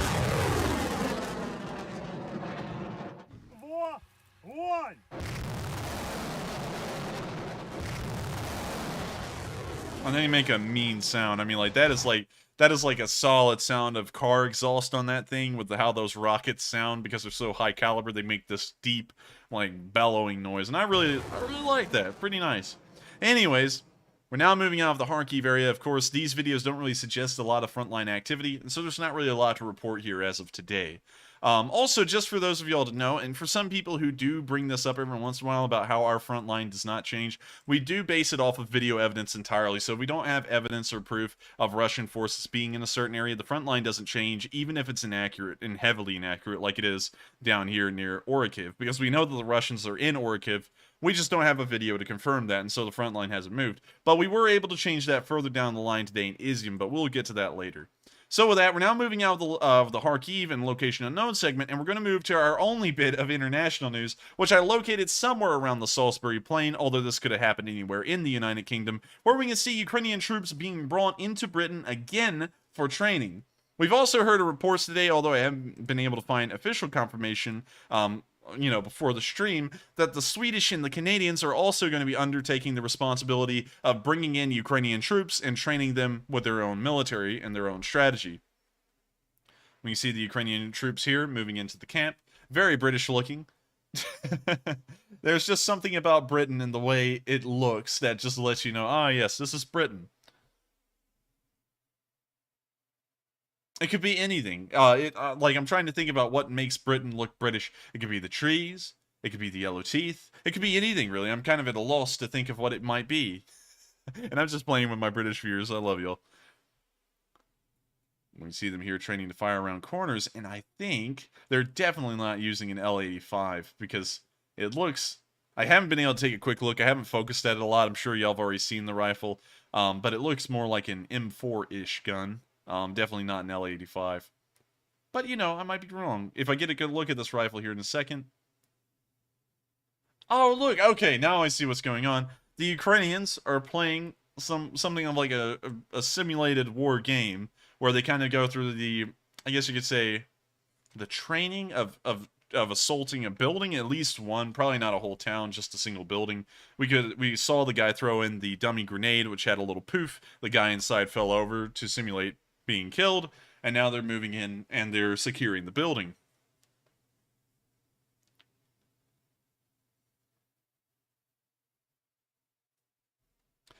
That's the end of the video, and of course, a pretty interesting one, and a huge credit goes out to the British government for, of course, supporting the Ukrainians through and through. They haven't sent a lot of supplies, at least in comparison to the United States. It's been a large amount, don't get me wrong, and of course, the Ukrainians are incredibly grateful for all of it, but it's not that big. But the way that the British are making up for that shortcoming is to actually take on Ukrainian soldiers into their own homeland, to their own military training bases, and use their own soldiers with their own doctrines and tactics to teach the Ukrainians how to fight. Not only are the British helping out with this, but there is a contingent of New Zealand soldiers there in the United Kingdom as well, helping to train these soldiers and get them up to spec. So by and large, it's pretty much the Anzacs.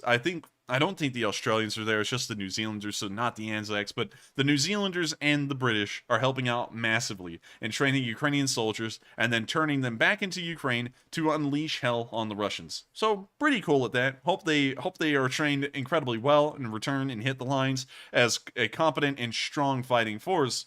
And with that, we have now covered all of the news in this segment. We're now going to be moving on into our final segment of the night, which will include the rest of the news in Ukraine, which is literally all day 137 news from the Luhansk area, the Donetsk area really, and the southern front, including the news in Melitopol. And after we cover all that news, we'll then be moving to a speech from President Zelensky and covering his speech as well, which will be wrapping up our news segment for the night. But without further ado, it's now time for us to answer 3 questions from the chat. And so with that, take it away, Matthew. And we are moving into our second to last question segment of the night. And the question in the poll to address that first was, what is your favorite armored car? 54% of you said Bushmaster, 34% said MRAP, 4% said the Kirby, and 9% said the Tiger. So the Bushmaster is the clear winner here. I'll be totally honest, I don't know about the Kirby or the Tiger, so I voted for the Bushmaster between the two, the MRAP or the Bushmaster, and it appears that was everybody else's choice as well. So, Enforcer, what are your thoughts? So, real quick, just before we round this out, just so that way Matthew can see them, because I just understood that he didn't know which was which. Let me pull up all of the armored cars here. I'm going to try and make this quick, but give me just a second, everyone. I want to make sure that we're able to show this as best as we can. MRAPs are kind of cool. I'm not gonna lie, but we'll move on to the last one. The last one was the Bushmaster. Bushmaster MRAP. There we go. Alright, so, with all these pictures up now. Oh, let me try and get a bigger one of that one. Alright, so that's the Bushmaster armored car from Australia. This is the MRAP. Of course, you and me know the MRAP incredibly well, but that's the MRAP. The Tiger armored vehicle, this is a Russian armored car, and then finally the Kirby, which is a Turkish one. And so, now that you've seen them all, which one would you think is the coolest? Okay, so sadly, I'll have to revoke my vote for the Bushmaster and change it over to the American MRAP, just because it looks so cool. But if you actually examine the technical specs, I'm not really sure which one's superior, but Enforcer, I'm sure you do know. I don't know the exact specs on all of these armored cars. They pretty much all do the same thing, and beyond their mobility and their armor protection, there's not really a lot to look into. So sadly, I'm going to have to say I don't really know. I'm really just basing the coolness factor of these armored cars more so than their technical abilities. So with that, we're now moving on into the questions. And I see Smell Me Fingers said, still Bushmaster. And I would hope so, because you are Australian. So you got to represent your country and vote for the one that is from your country. So totally understandable. And sorry to all the Australian viewers. I did revoke my vote for the Bushmaster. But then again, we are American, so we have to vote for the MRAP, naturally. But anyways, moving on to our first super chat, we have a $40 donation from Praise Adonai, another one of our channel regulars, who says, Enforcer and Matt, hi guys. Has Russia impounded some Turkish airplanes? Are they trying to coerce Turkey into selling them Bayraktars? And great job you are both doing. We appreciate it. And Slava Ukraine. And I thank you so much for the support, and thank you so much for helping us to keep this going, and also the kind words. Those were really nice.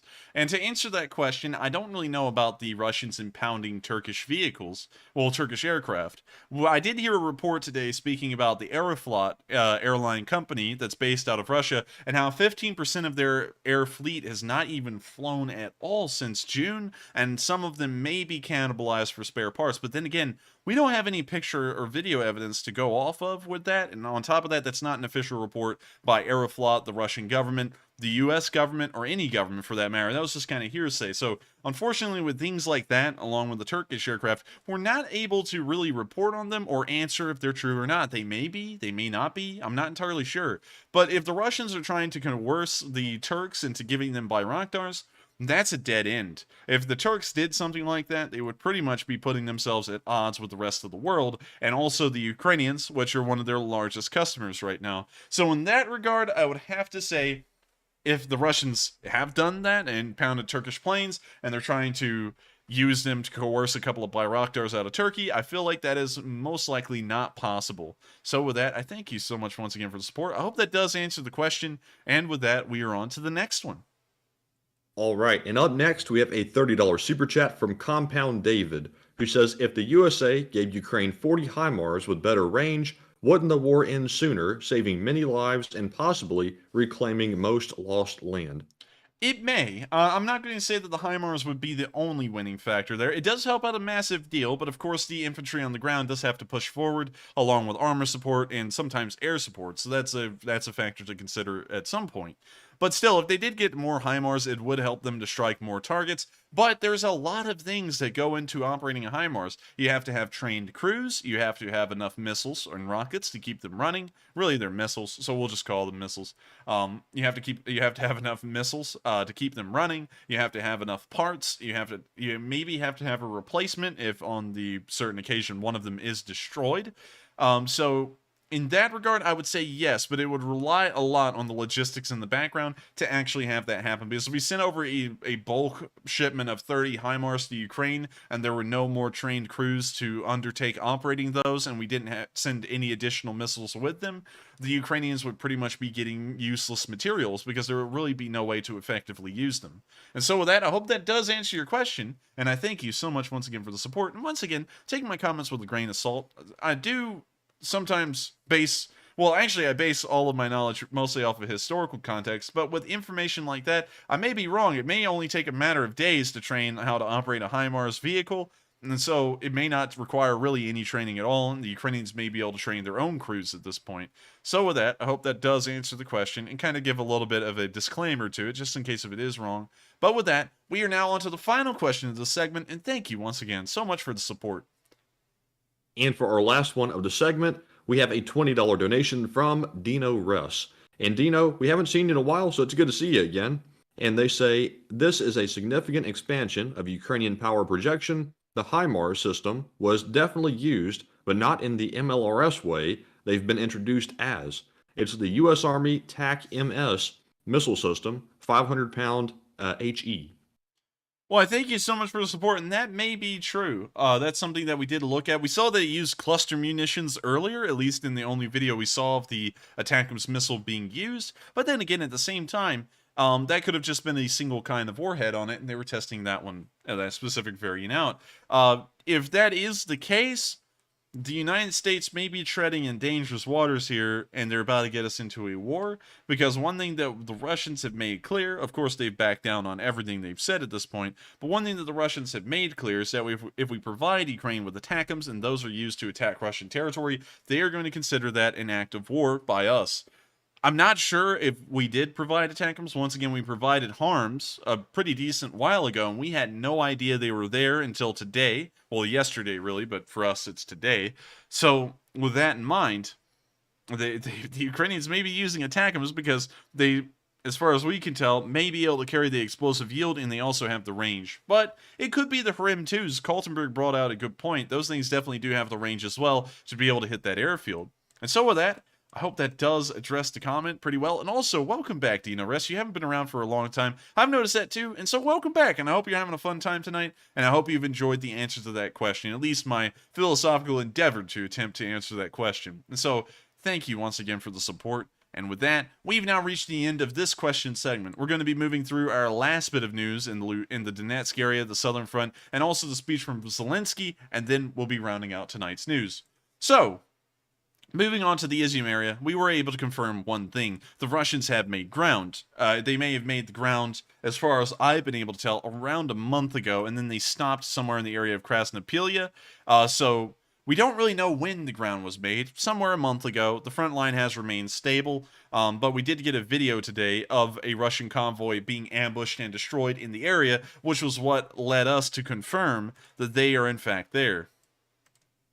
When you see the convoy here, it was pretty bunched up. Apparently a BMP-2 went riding off into the tree line, and we can see one further up the way.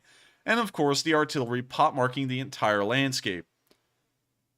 Usually artillery pot marks are in these areas before the convoys drive through, because this isn't the first time that Russians trying to pass through this very area. Usually, the Russians attempt the same area and trying to push through it in the same place over and over until they eventually succeed. And that's why you see a lot of artillery shells and pot marks around the surrounding area is for that reason. Like right there. It's literally never ending.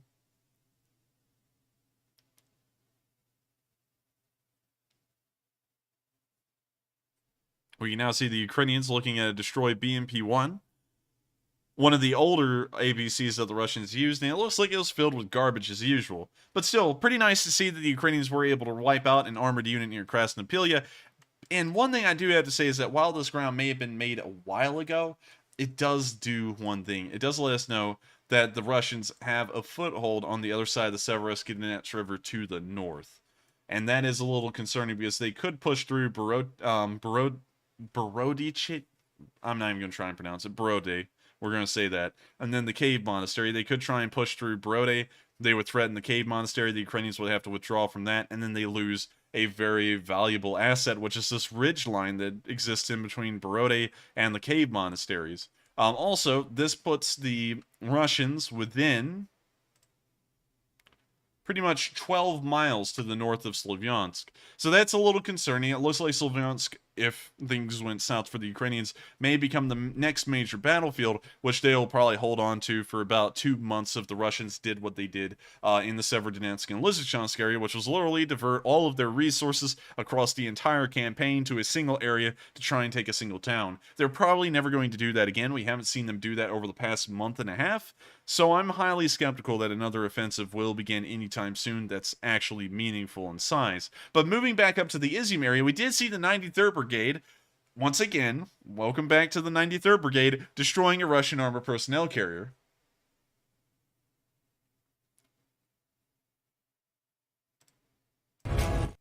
Gonna have to mute this. But when you see this Ukrainian car kicking it through the countryside, moving as fast as they can, and we can now see the Russian armored vehicles moving down the road.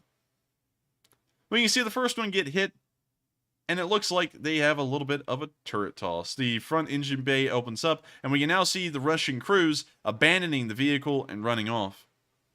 We can even see them abandoning the intact BMP as the burning one still rolls down the road on fire. Now it looks like everyone's backtracking to the other BMP-2, and the video ends there. We don't know if the second one was able to be destroyed or not, but still, the Ukrainians have destroyed another BMP-2. That thing costs around $500,000 a piece, so that's another $500,000 that was destroyed. Pretty much a Bentley. With that, we're now moving on into the next bit of I think I was saying that this is location unknown news, and that would be entirely wrong. We're now moving into the Siversk news area. We're passing the Cave Monastery in Slavyansk, as no exact news has happened in the area. It's been a very quiet part of the front for some while, this small little stretch right here. So we're going to be moving towards the Siversk area, where you can see the Russians being hit by the Ukrainian Marines in the area. As far as we know, the 503rd Marine Brigade is currently operating in this area, and according to the caption here, it would have to be the 503rd, as this was taken in Donetsk.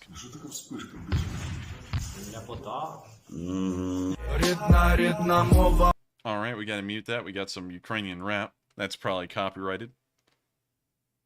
We now see Ukrainian artillery landing into a field.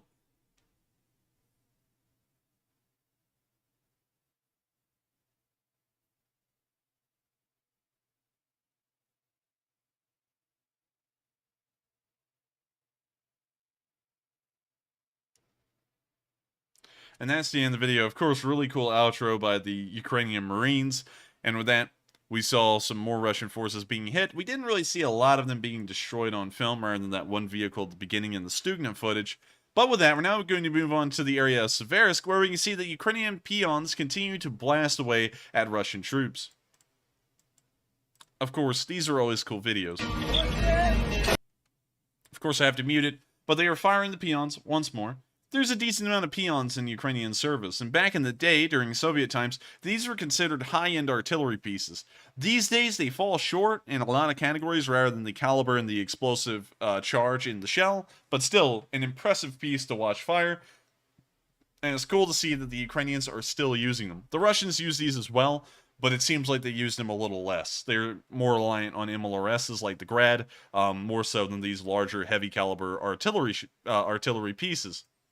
With that, we're now going to be moving towards the area of Verkho-Kamyanka, which is quite a name, where we can see Russians actually hitting Ukrainian positions in the area. Apparently, the 10th Artillery Brigade of the Russian Armed Forces were able to hit Ukrainians that we could confirm on film, as we saw an artillery shell blast down right there with a secondary explosion occurring.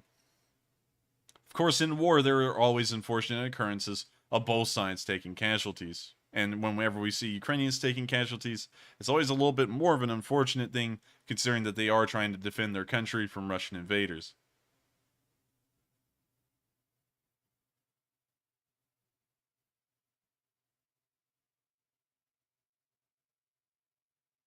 The vehicles continue to explode well below the drone. This is one of the few times we've ever seen high-definition footage come out from the Russians, which means that they are actually proud that they are able to hit Ukrainian vehicles. Usually the graphics are incredibly low. Sometimes it seems this done deliberately.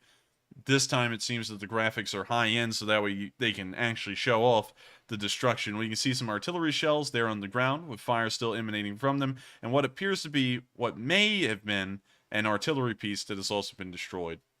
An unfortunate video, but it's one of the few times that Ukrainian losses have been seen on film in the entirety of this war, and actually have been able to be confirmed.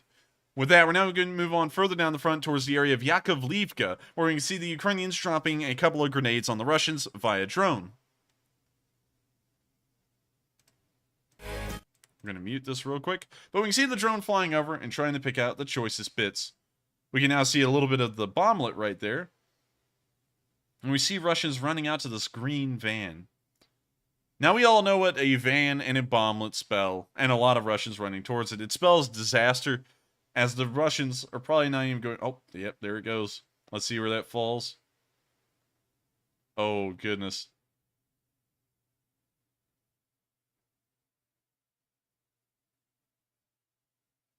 Yikes.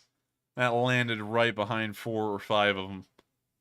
We now see them running all back towards the house. And of course, I have to note this, in typical Russian fashion, the guy that fell down on the ground and looks like he's not okay, no one's going to check on him. They're all running away.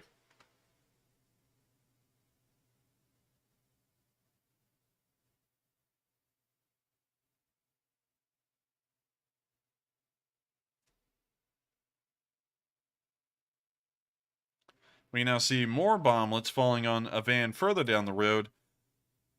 As the drone films on, the crew begins to run off in every direction into the tree line, so that way they will not be able to be seen by the drone and have the bomblets dropped onto them. So with that, that's the end of the video, and while the Russians were able to hit a Ukrainian artillery unit, from what we could see, the Ukrainians were able to hit a Russian infantry unit, so it kind of evens out in this area. With that, we haven't seen any offensive actions occurring in the Siversk finger, so for now, this front line remains stable, although there is a slight amount of activity here. Moving on down towards the area of Popasna, we saw a direct hit on a Russian tank. And apparently, according to the caption, this was from a D-30 howitzer. Of course, they have rock music playing, but we can see the tank right there. And what we're about to see is the tank turn into a Roman candle. The tank gets hit, and it turns into a Roman candle.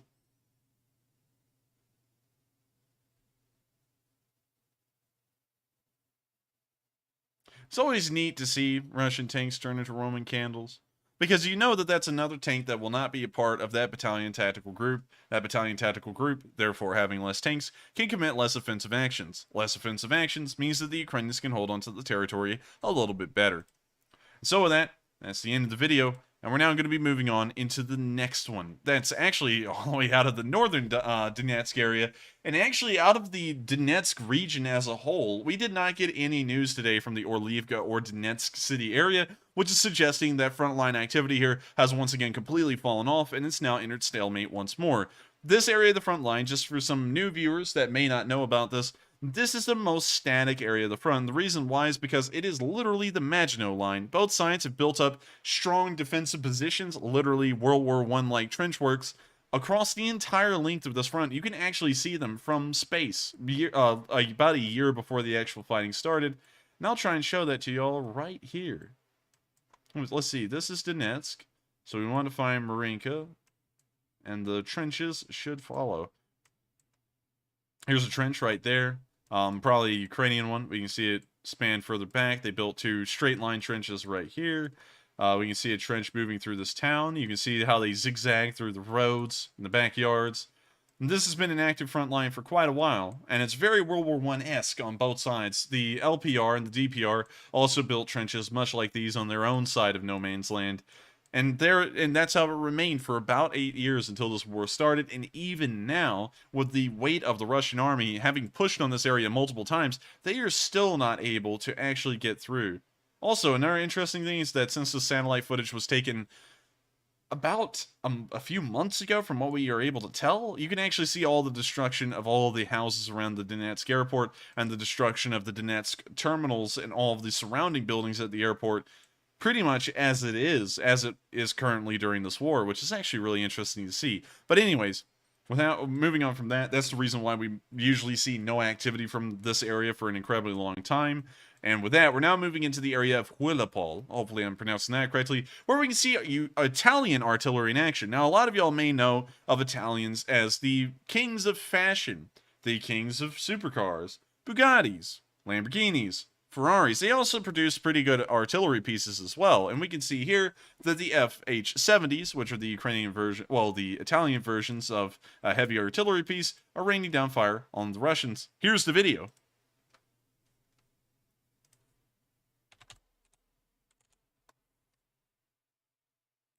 You see the artillery coming in, and it looks like it's falling on a pretty decently accurate spread.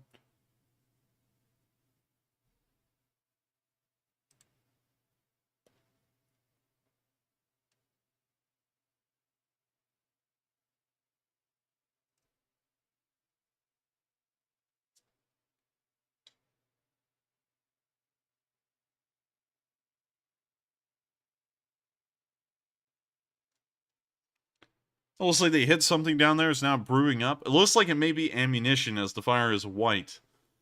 And of course, we all know the rule. White smoke, ammunition. Dark smoke, vehicle. Or fuel. It could be fuel too.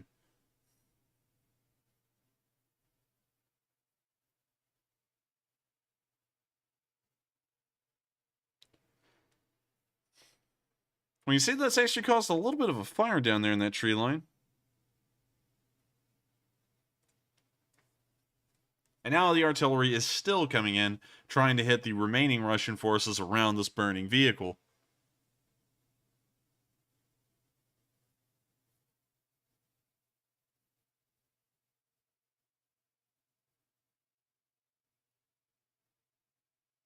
As far as we can tell, it looks like they hit one ammunition cache. It's most likely not a vehicle, most likely ammunition, but we don't see any artillery pieces nearby that would suggest it is. So it may... it's a bit of a stretch because it's going against the rule, but it may be a vehicle.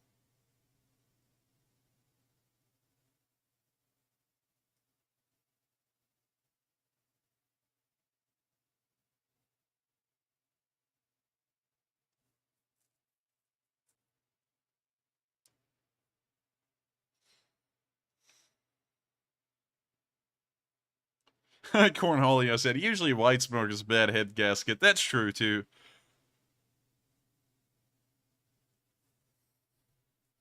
And that's the end of the video. So it looks like the Italian artillery was able to score one hit. And also, just to let some of y'all know what the Italian artillery at least looks like without going into the stats, that is exactly what an FH-70 looks like. Kind of a pretty artillery piece, honestly. Let's take another look at it in another picture.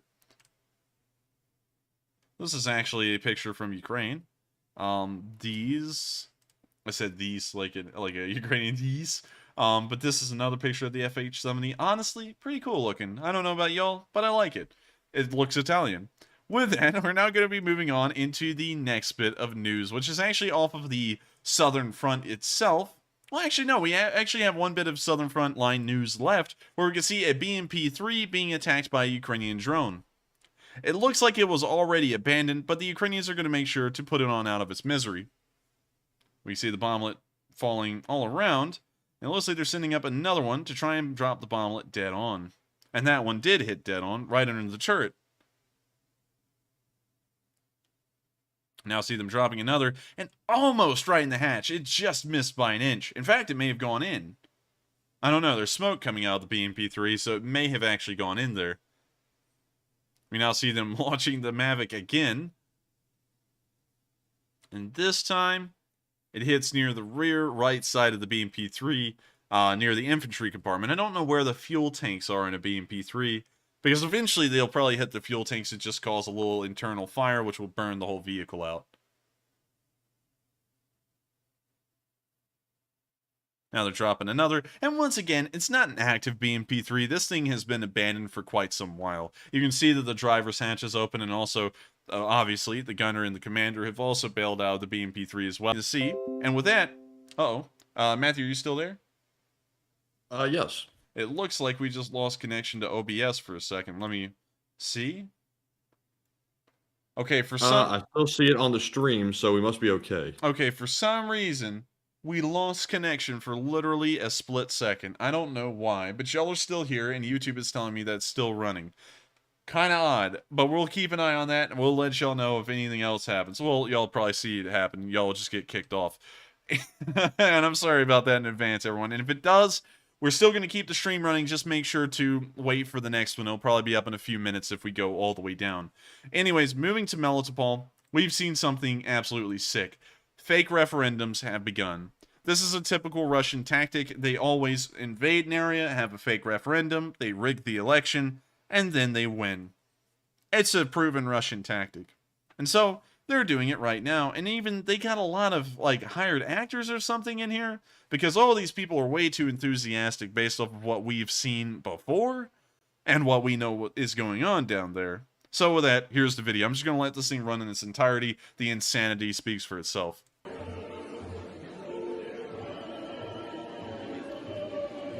They got the old Russian music playing. They got the whole thing together. I mean, like, look at the propaganda posters in the background. There literally is no option given in these posters, like, you want to be Ukrainian or you want to be Russian. They are like, you are now Russian. And that's literally what this whole entire thing is set up to be. There's no question about it. This referendum is going to be overwhelmingly, unanimously, we want to be a part of Russia.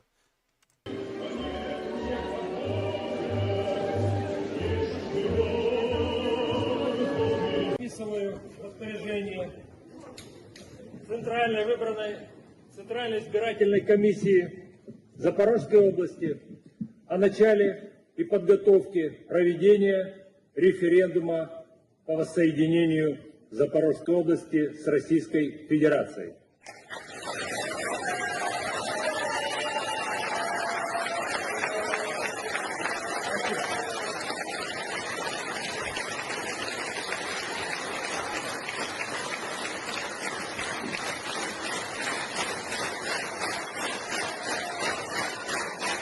The good old synchronized clap. I don't know, for some reason this always happens in authoritarian situations like in North Korea, in the Soviet Union, in Communist China. It always seems that the claps always devolve into the single unitary clap. Sometimes it happens, of course, in other countries. I've seen it happen in the U.S. and well, not certain. It's really in all political rallies. Every once in a while it will happen. But for some reason, every time we ever see anything from Russia, North Korea, or China, or anywhere that really has an authoritarian government, everyone always devolves into the solitary clap.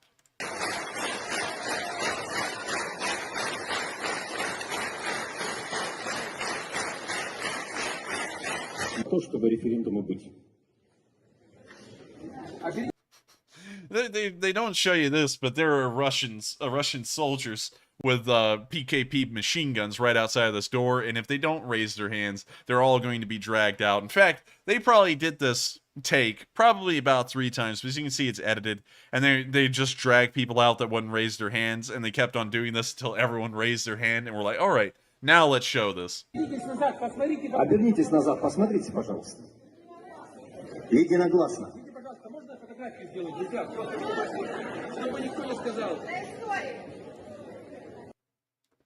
Lame. We all know this is fake. This is exactly what they did in Crimea. And this is what they've done everywhere. And it's just fake. It's fake as all get out. There's so many fake, made-up referendums by the Russians. They rig their own elections. And, you know, that's not just kind of some kind of a hanky-panky, hosey-posey kind of talk. They literally kill off the political opponents. They killed Navalny. You know, and it's like if Navalny didn't pose a threat to Putin, then why kill him? You know, let him run his election, let him lose, so that way at least there's a semblance of a democratic election going on in Russia. Why kill the guy? And that's because the Russians are kind of losers. Not everyone in Russia is a loser, but the Russian government is. You see, because the thing is that they have to win every single election. They'll give you the option of voting, But you really only have one option, which is the guy in charge. If you don't vote for him, you're voting for nobody. In fact, you're voting to go to prison. And so that's how they're run, and that's how they're running this one here. I mean, like, you can even tell by the posters on the wall. They're not even giving you an option. They're like, you're joining Russia or else. So with that, that's the end of that little video. And while all that was going on, the reality of what's really going on down in the Zaporizhia area was really starting to take effect, as we saw the rocket barrage occurring right outside in the exact same city, just probably hours before or after. Hear a little air raid sirens going off. Wait a minute. Hang on, correction. I got it wrong. Let me correct this real quick. I think I said they killed Navalny. Navalny, as everyone is saying, and I'm glad y'all caught me on that one. Navalny's in prison. But still, the point stands, if he's not a threat to the Russian government, then why put him in prison? Why not let him run his election and lose if he's not a threat? So sorry for that real quick. I want to make sure that we corrected that before we go on. That was a mistruth. He's not dead. He's in prison. For some reason, I was thinking about other people. Like, I was thinking of the common Soviet playbook, like Stalin's playbook, and thinking that they killed him off, although they haven't. They've done that to others, but not him.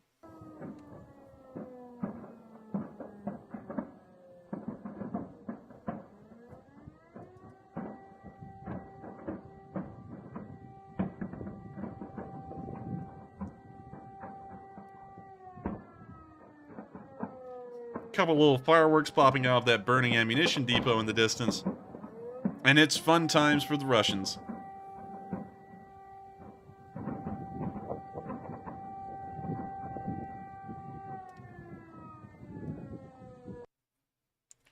And with that, that's the end of the video. You'll get a look at my video recommendations, which are CGP Grey and Tom Scott, just in case y'all are curious. But with that, that's the end of the video. And also, Tom Scott's a really good YouTuber as well. I love his content. Also, CGP Grey makes great stuff too. But anyways, moving on out of that, we've now covered all of the news in the country. It's now time for that part of the night where we round out our news with a traditional video of the speech of the president of Ukraine to round out today's news. So with that, let me pull up the video. Now let me hop on it real quick. The video that came out today. And so without further ado, here is the speech for President Volodymyr Zelensky. And just for those of y'all who may not know, the stream does not end after the speech. We actually move into a question segment. I just sign off the news segment after this. So don't think it's over. It's just beginning for some. So with that, here's the video of the speech from President Zelensky. Здоров'я, шановні українці. Сьогодні багато уваги до тематики Криму. І це правильно, бо Крим український, і ми ніколи від нього не відмовимось. Ми не забудемо, що саме з окупації Криму почалась російська війна проти України. Росія перетворила наш півострів, який завжди був і буде одним з найкращих місць у Європі, на одне з найбільш небезпечних місць в Європі. Росія принесла в Крим масштабні репресії, екологічні проблеми, економічну безвихідь і війну. Війну. Можливо, історики колись визначать, скільки людей було вбито через використання Росією Криму для терору. Десятки тисяч, сотні тисяч. Від України і Грузії до Сирії і більш віддалених регіонів. Присутність російських окупантів в Криму – це загроза для усієї Європи і для глобальної стабільності. Не може бути безпечним Чорноморський регіон, поки Крим окупований. Не буде стабільного і довготривалого миру і у багатьох країнах на узбережжі Середземного моря, поки Росія має змогу використовувати наш півострів як свою військову базу. Ця російська війна проти України і проти всієї вільної Європи почалась з Криму і має закінчитись Кримом, його звільненням. Сьогодні неможливо сказати, коли це станеться, але ми постійно додаємо необхідні компоненти у формулу звільнення Криму. Ми започаткували Кримську платформу, ключовий дипломатичний майданчик для роботи по звільненню Криму. Кримська платформа працюватиме і цьогоріч. Ми вже готуємо цей саміт. Кримська тематика звучить на всіх міжнародних майданчиках, де обговорюється російська війна проти України. Історія глобального реагування на захоплення Росією Криму, точніше, недостатність такого реагування слугує зараз одним з найкращих аргументів для посилення санкцій проти Росії. Світ починає визнавати, що у 2014 році помилився, коли вирішив не давати відповіді на повну силу на перші агресивні кроки Росії. І, звичайно, ми поділяємо належну увагу боротьбі за права та історичну справедливість для корінних народів України, кримсько-татарського народу, країмів і кримчаків. Сьогодні, у Міжнародний день корінних народів світу, нам дійсно є що сказати. Минулого літа був ухвалений фундаментальний закон про корінні народи України. Цим законом визначаються права корінних народів та представницькі органи корінних народів. Україна – багатонаціональна держава. На нашій землі протягом століть жили і живуть різні національні спільноти, але більшість з них мають свій досвід державотворення за межами України. Наша ж держава рідна для народів, чиї національні культури і прагнення формувались в Криму. Тому, коли ми працюємо для звільнення півострову, ми боремось і за відновлення територіальної цілісності нашої держави, і за повернення дому корінним народам України. Я вірю, що так і буде. Я знаю, що ми повернемось в український Крим. І я вдячний усім нашим партнерам та міжнародним організаціям, які допомагають нам у цьому. Поки зарано розголошувати всі деталі, але цьогоріч робота Кримської платформи буде не менш вагомою і представницькою, ніж торік, коли у Києві відбувся перший її саміт. Формат буде іншим, але значення ще більшим. Готуємо нові рішення для захисту і допомоги в реалізації прав корінних народів України. Готуємо і програми економічного відновлення нашого Криму після його звільнення від окупантів. Ну а головне, підтримуємо наші Збройні Сили України, нашу розвідку і усіх, хто воює за звільнення нашої землі і відбиття російської колонізаторської навали. Від Харківщини до Херсону, від Донецька до Енергодару, від Станиці Луганської до Ялти, від Бердянська до Новофедорівки. Все це частини нашої країни, все це Україна, яка буде повністю вільною. Підписав сьогодні новий указ про нагородження наших захисників. 182 учасника бойових дій відзначені державними нагородами. Загальна кількість нагороджених українських воїнів вже перевищує 26 тисяч за час з 24 лютого. Я дякую кожній, хто захищає Україну. Вічна слава усім, хто воює за свободу. Слава Україні! Now, with that, that's the end of President Zelensky's speech today, and I can tell you he seems a little bit visibly more angry today than most others. But with that in mind, that is the end of our news segment for the night, and we're now about to start moving into the question segment. If you're new to this channel and you did enjoy the news coverage, please make sure to subscribe, because we run this news every single day of the week, except for Mondays. I was trying to figure out if there was anything extra I should add to that, but nah, not really. It's just it doesn't run on Mondays. But every single day at 10 p.m. Eastern Time, except for Mondays, this news runs. We cover everything we can. We, of course, try and back everything we have, except for things that cannot be filmed, with video or picture evidence to make sure that our story is as accurate as it can be. So with that in mind, we're now about to start moving into the question segment and answer as many questions as we can, of course, all of the super chats and as many live chats as possible. And so, without further ado, we're about to move on into the question segment. And so, take it away, Matthew.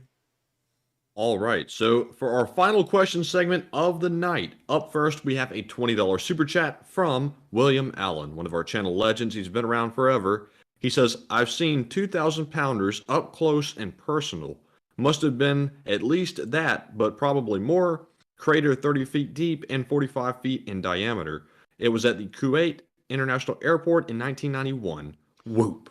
Well, I thank you so much for the support, William Allen, and also thank you so much for your service, because as an American soldier, you, of course, represented the interests of the United States, and I thank you so much for, of course, serving. Now, to speak about what you saw in Kuwait, the 2,000-pound bombs, as far as I know, are pretty normal in explosive yield for what the Americans use. In fact, it seems like it's preferred ordnance of choice. So, with that in mind, I would say that you certainly have experience seeing them. And it did seem that based off of those explosions, it had to have been about 2,000 pounds or larger. And that's why I was still, with the Tochkas, I was like, it kind of has the range, but it doesn't have that kind of explosive yield. Neither does an ATACMS. And so I think it most likely was a Hrim, like Kaltenberg said earlier.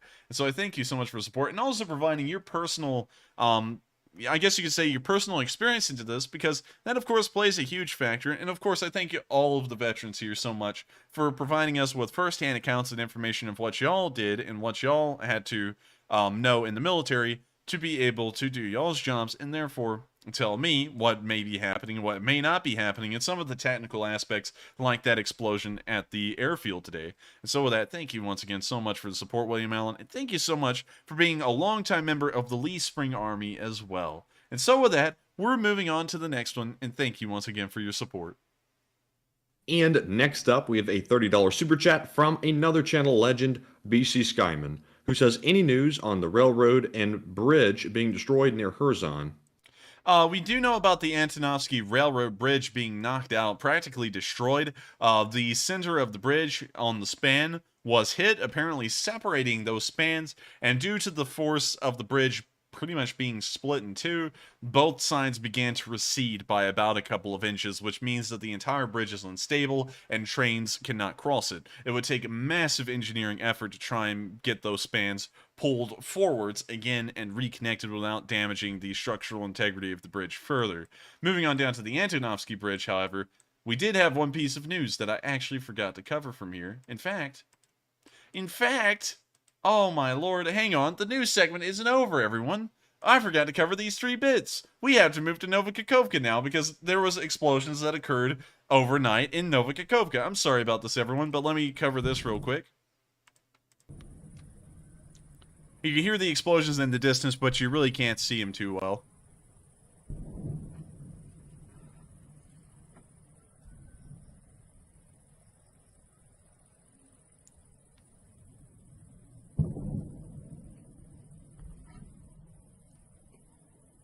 And you can hear the faint sound of explosions in Novokakhovka, but we can't see them. So we don't know exactly what they are and what kind of damage they caused, if any. But we could hear the fun is beginning once again in Novokakhovka.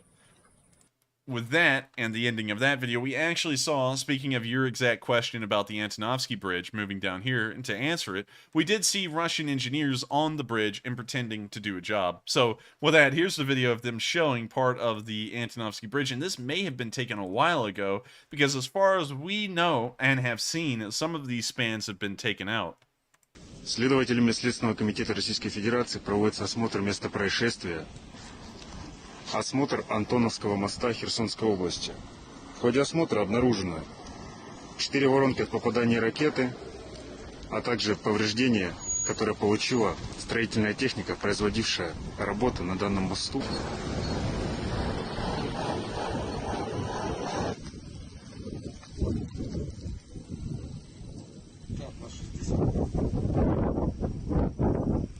Now, I don't know about structural engineers or anything that are doing inspections, but is there really a need for scissors? What is he going to do? Arts and crafts? He's going to make an origami?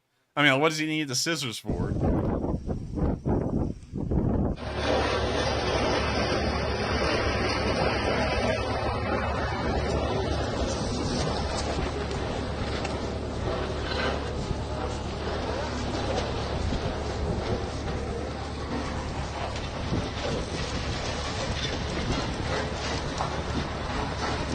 Now this has got to be old footage because the bridge has been knocked out. We did get picture evidence confirming that they built a pontoon bridge alongside it. We didn't see that in this film. And so this has got to be old footage, but we could see that the bridge has been heavily damaged at that point, and later on it was destroyed. We would have to go back to last week's map to show that, though, sadly, or I think the week before that. So sadly, I won't be able to show that on this stream, but if you want, you can go back about 2 weeks and click on any of the links on a video 2 weeks ago, and I think one of the dots down here would show some of the spans being knocked out. And our final bit of news from the Kherson front is HIMARS being fired once more. And this is our last piece of news for the night. So after this, the news is done for the night entirely. But here's a HIMARS firing in the distance towards the Russians.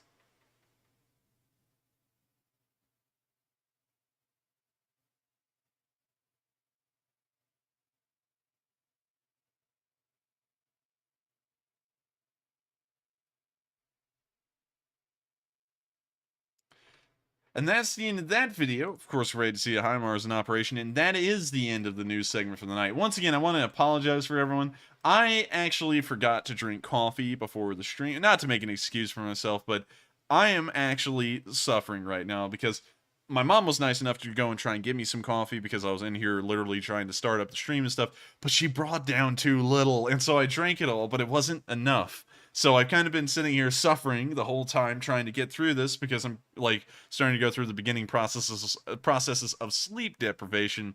But still, we are covering this news, and so I hope it's been good. I hope the coverage has been incredibly good, because I would hate for it to not be. So with that in mind, not asking for any forgiveness or anything, that was a big goof on my end. And also, we got one last piece.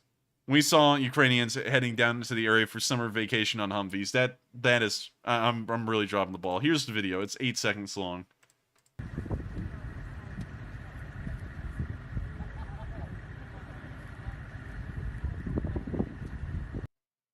That's the end of the video. That is the end of the news. And there you go. There's Ukrainians down in the Kherson area. So with that, I hope that does answer your question about the bridge, and I thank you so much once again for the support. And with that, we're on to the next one. And real quick, I want to circle back to BC Skyman's super chat. He did make a clarification in the live chat and said that he was talking about the small bridge near the dam. And his original question was, any news on the railroad and bridge being destroyed near Kherson? And I just want to make sure that we cover that question in full. Okay, so with the bridge at Novikakhovka, we don't know if the whole entire thing's been knocked out. The best we can assume is that the little bridge over the lock has been knocked out. It may be the entirety of the bridge, but we don't really know.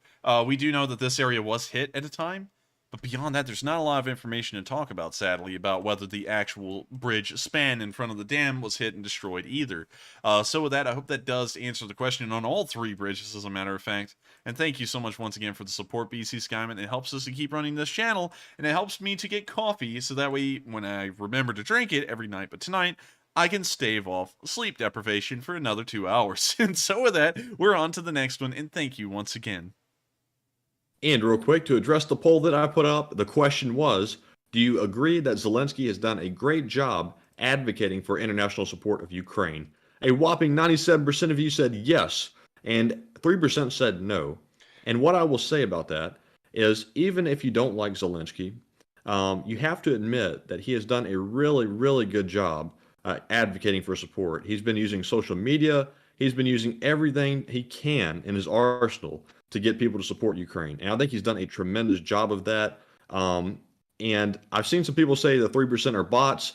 I won't go that far, but I would say that I disagree with them, and I would definitely be in the 97% and say yes. So Enforcer, I know it's sort of a shallow poll, but do you have anything to add? Oh, I gotta say, that's probably the most unanimous poll we have ever seen on anything on this channel. 97% is a high margin, and really, honestly impressive to see a poll get that kind of margin. So with that in mind, I would have to agree. He's done a very good job getting international support for Ukraine. Sometimes he seems like a heckler a little bit, how he just is like, y'all aren't doing enough for the country, give us more. But you gotta admit, when you're in a war, and you're kind of getting under the pressure that if you don't get foreign support, you might start losing it. Yeah, I could see why he does that. So I'd have to say he does an incredibly good job. So far, the support has never stopped flowing, and a lot of that credit for why it hasn't stopped flowing could go to him as a cheerleader. At this point, as the president of Ukraine, he is involved in the strategies and the doctrines and tactics that the Ukrainians will use on the front line, but by and large, his role has become an ambassador for his country to the rest of the world, while the generals below him actually get into the nitty-gritty of the tactics and decisions that the military will be making on a day-by-day basis. So in that regard, as really his only job to gain more support for Ukraine, he's done incredibly. There's no way that you could say he hasn't, and so of course, I have to agree with the 97% of y'all that he's been doing phenomenally. And so with that, we are going to move on to the next question. And next up, we have a $20 super chat from W. who says, cheers to Crimea. Russian vacations will all be canceled. And I thank you so much for the support, and I think a lot of Russian vacations will be canceled if the news and the severity of this attack gets out to the public in Russia, which it probably will, just by the word of mouth alone. And so with that, I hope that does address the comment, and I thank you so much once again for the support. That's pretty true, and I bet you the tourism industry in Crimea is going to be suffering terribly. And so with that, we're on to the next one, and thank you once again so much for the support.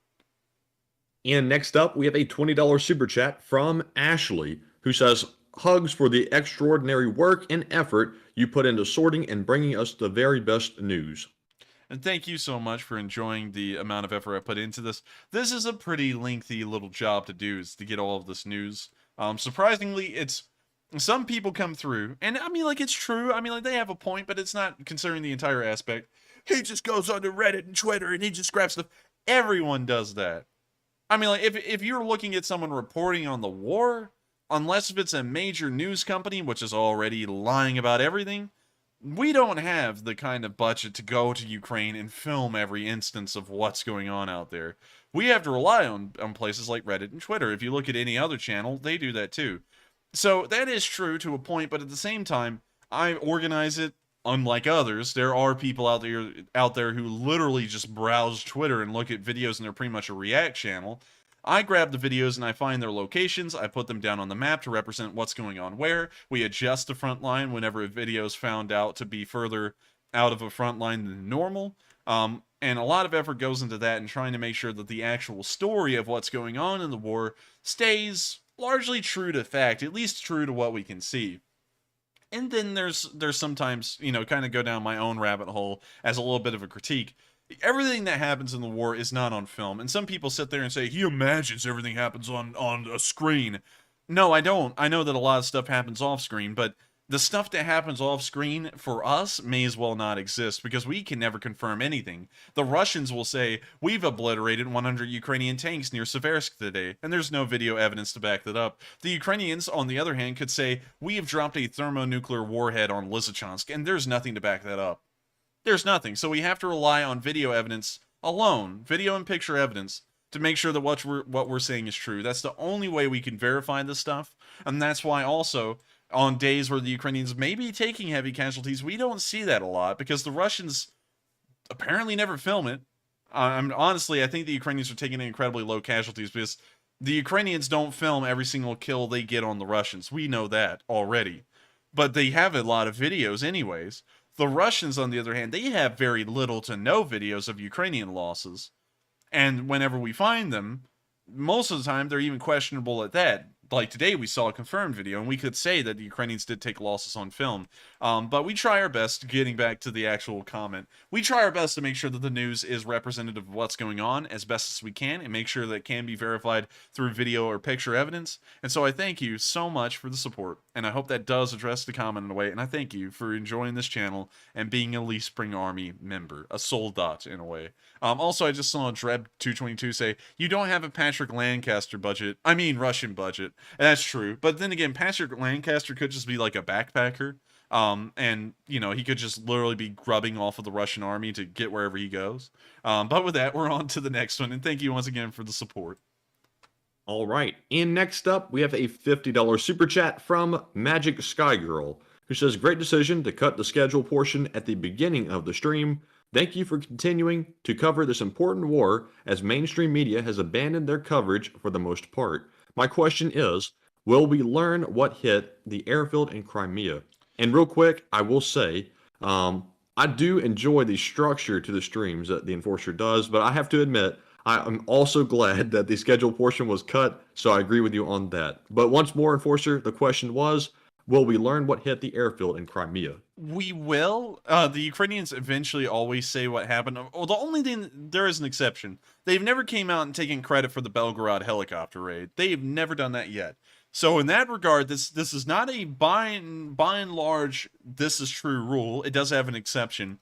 But usually the Ukrainians do come out eventually whenever anything unbelievable happens, and they say, it happened because of this. And so I believe that eventually we will get some kind of news on that as to how this attack was actually perpetrated and how the Ukrainians got the ability to do something like this. But for now, probably for the next few days, maybe even the next few weeks, we may not know what actually caused the destruction at this airfield. In fact, we may not know about what caused it until the end of this war, because then it'll be the safest for the Ukrainians to disclose. So with that in mind, we will know eventually. It just may not be right now. But we will be watching for that news whenever it does come out, because if it was a Krim, that means that the Ukrainian war industry is actually churning away in the background, which no one expects, not even me. I know that they're still churning out Stugna missiles and smaller things, but to think that they're actually churning out short-range ballistic missiles, that's going to be insane, especially with the given economy right now with the microprocessors and stuff like that still in a shortage a little bit. Like, not as bad as the shortage as it was during the coronavirus pandemic, but still, at least in a way, I would be really surprised if they're able to do that kind of stuff. So with that, I hope that does answer the question in a way, but for now, I don't think we'll be knowing for the next couple of days, at least. And with that, we're on to the next one, and thank you once again for the support. And next up, we have a $20 super chat from Caffeine, who says, what do you think about Ukraine refusing A-10s? And why do you think Russia doesn't try to use bridge layers on the bridges that the Ukrainians have shelled? And thank you so much for the support, Caffeine. And also, you're one of our Discord mods, which is really cool. And so thank you very much for the support. And to answer that question, that's actually a really good one. To start off with the second one first, because that's the one I can remember right now. The reason why they don't, well, actually, I'd have to take a correction there. We know that they've tried to use bridge spans. We did see that at one point on the Antonovsky Bridge, where they had vehicles on there trying to lay down, I guess you could say, bridge laying devices over the damaged spans. But the problem is that they don't cover the whole bridge. And so if another span's destroyed, then I guess you could say the fix that's further down the way is unusable. And so they have to constantly be sitting there and putting down span after span after span over the damaged ones. And then eventually the whole entire bridge is structurally unstable, and the Russians are having to cross over multiple of these makeshift spans, which isn't really suitable. And eventually the bridge would collapse. The other reason why is because the bridges may just be destroyed in a way where it's very questionable to even use those. Bridges do have a natural curvature to them. You may not be able to see it, but if a bridge is not perfectly flat, it does have a little bit of a bow to it. And so if you try and place down one of these flat, I guess you could say, small bridge spans that the Russians and every country pretty much uses, it won't really be able to lay down flat. In fact, it will be putting more pressure on the span, because the weight of this temporary span, along with the vehicles crossing it, will only stress that little span even further if it's actually curved enough. But then again, those are only my layman explanations. I may be wrong. You know, a bridge engineer may be able to explain a better reason as to why, or they may say I'm right on. I don't really know, but I hope that does answer the question, at least in the way I can, but take it with a grain of salt, because I'm not really a bridge engineer, and I haven't been able to research that question all too well. So with that, thank you once again for the support, Caffeine. I hope I was able to answer that question fairly well. And before we move on, let me check something here. It doesn't look like you're in the Discord server right now. I was checking that real quick because I was like, I wonder if he's in a call with everyone else, but it doesn't look like it right now. But I hope you were able to answer. I hope I was able to answer that question fairly well. And thank you so much once again for the support, Caffeine. And thank you so much for helping to moderate the Discord channel. And with that, we're on to the next one. And up next, we have a $20 super chat from Laura Robinson, who says, Enforcer, I saw an interview with another 20-year-old university student in Birmingham, Alabama. He validates war videos, etc. Justin Peden under the Intel Crab. Very popular, and is it a good source of info for you? I haven't actually, I hate to say this because it's not meant to be rude, but I haven't heard about the guy. That's not to say that that what he's doing is incredible and his information is, terrible or anything like that. I bet he's probably been delivering excellent, worthwhile information, but sadly, I haven't heard about him. So, honestly, that's pretty crazy to think that there's another 20-year-old person in Birmingham doing this kind of stuff. Pretty cool, honestly, but still, I would eventually like to reach out to him if I could find out where he is or what he's actually doing and where, and see about talking to him, because honestly, that's pretty cool. So, unfortunately, the answer to that question would be no. I don't use him as a verifiable source of information because I haven't known about him until now. No offense. If he's watching, I'm not saying that in the way like, oh, I haven't heard of him, he's nobody, because that guy's probably never heard of me. Not a lot of people have heard of me, surprisingly. So Well, not surprisingly, he's kind of unsurprisingly, because I just started doing this at the beginning of the war. I'm not like a multi-million subscriber channel. But with that, I hope that does answer the question. I hate to say that, but I would like to reach out to him. And so with that, we're on to the next one. And thank you once again for the support. And Enforcer, before we move on to the next one, I forgot Caffeine has actually called you out and said, is Enforcer dodging the A10 question? And Enforcer, are you dodging it? No, actually, I just remembered. I said I was going to answer the second one first because I forgot the first one. That was the first part I forgot. So let me recircle back to Caffeine's.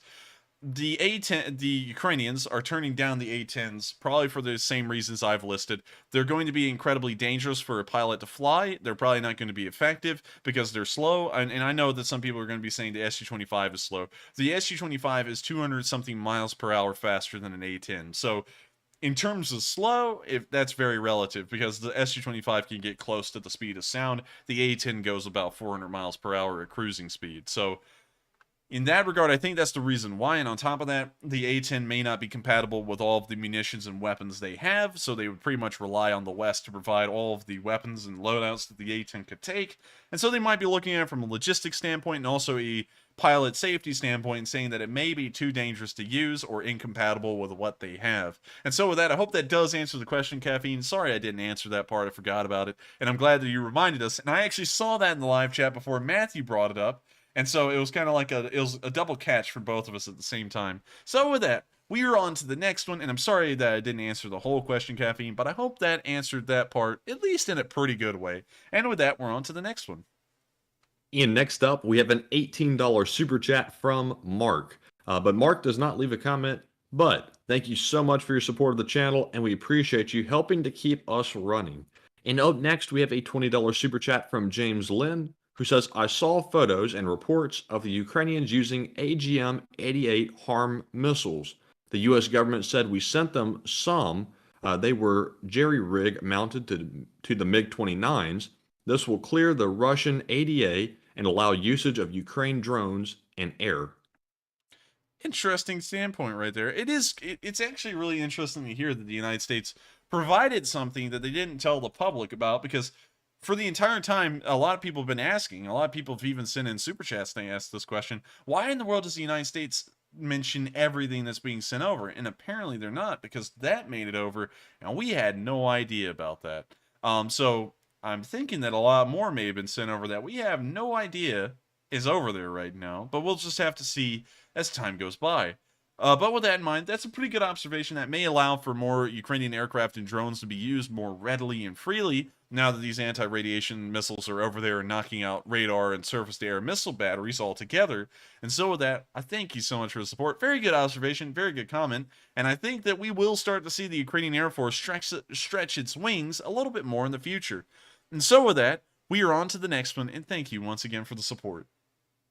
And up next, we have a $14 super chat from Wanda Magik, I believe is how it's said. I have a feeling I'm saying it wrong, but hopefully not, who says coffee fund. And I have to say, Wanda, kudos to you. We haven't had a coffee fund super chat in some time, and the Enforcer definitely needs his coffee. So thank you very much for your support of the channel. And I also have to agree. Thank you so much for the support. And I remember the first guy, and I've been wondering where he went. I just want to share this with everyone. I remember the first guy who started the coffee fund. His name, well, I'm not going to say his original name, but his name was Speedbreak, and he used to be on this channel a lot, but he's disappeared recently, and I want to know where he went. He was the original guy who started the coffee fund, and I've been wondering if he's okay, if he maybe just got tired of the war and moved on, and some people do that. And so I was just want to know where he is, because he was the guy who started the coffee fund. But thank you so much once again for the support and helping us out with the coffee fund, because it helps us out a long way in keeping this channel running, and it also helps me to stay awake. And so with that, we're on to the next one, and thank you once again for the support. And up next, we have a $13.57 donation from Mike D, who says, at a prime moment where Russia could use this attack to blame anyone to escalate the war, they choose to blame themselves. Does this reflect that they don't want or can't afford to escalate the war? It may be, and the other reason that they may have done that is because it's a huge embarrassment for the Russians to be boasting to their own citizens and also to the world. And and sadly, a lot of people in the United States believe that the Russians have their interests in mind far more than the American government. And I'm just going to say this, the American government has done some shady stuff. I'm proud of the country, but, got to look at it for what it is. Government, by and large, has done a couple of shady things in the past. But to think that the Russians actually have Americans' best interests in mind over the American government, that's a bit of a stretch. And some people actually think that. Some people think that the Russians are trying to save the world.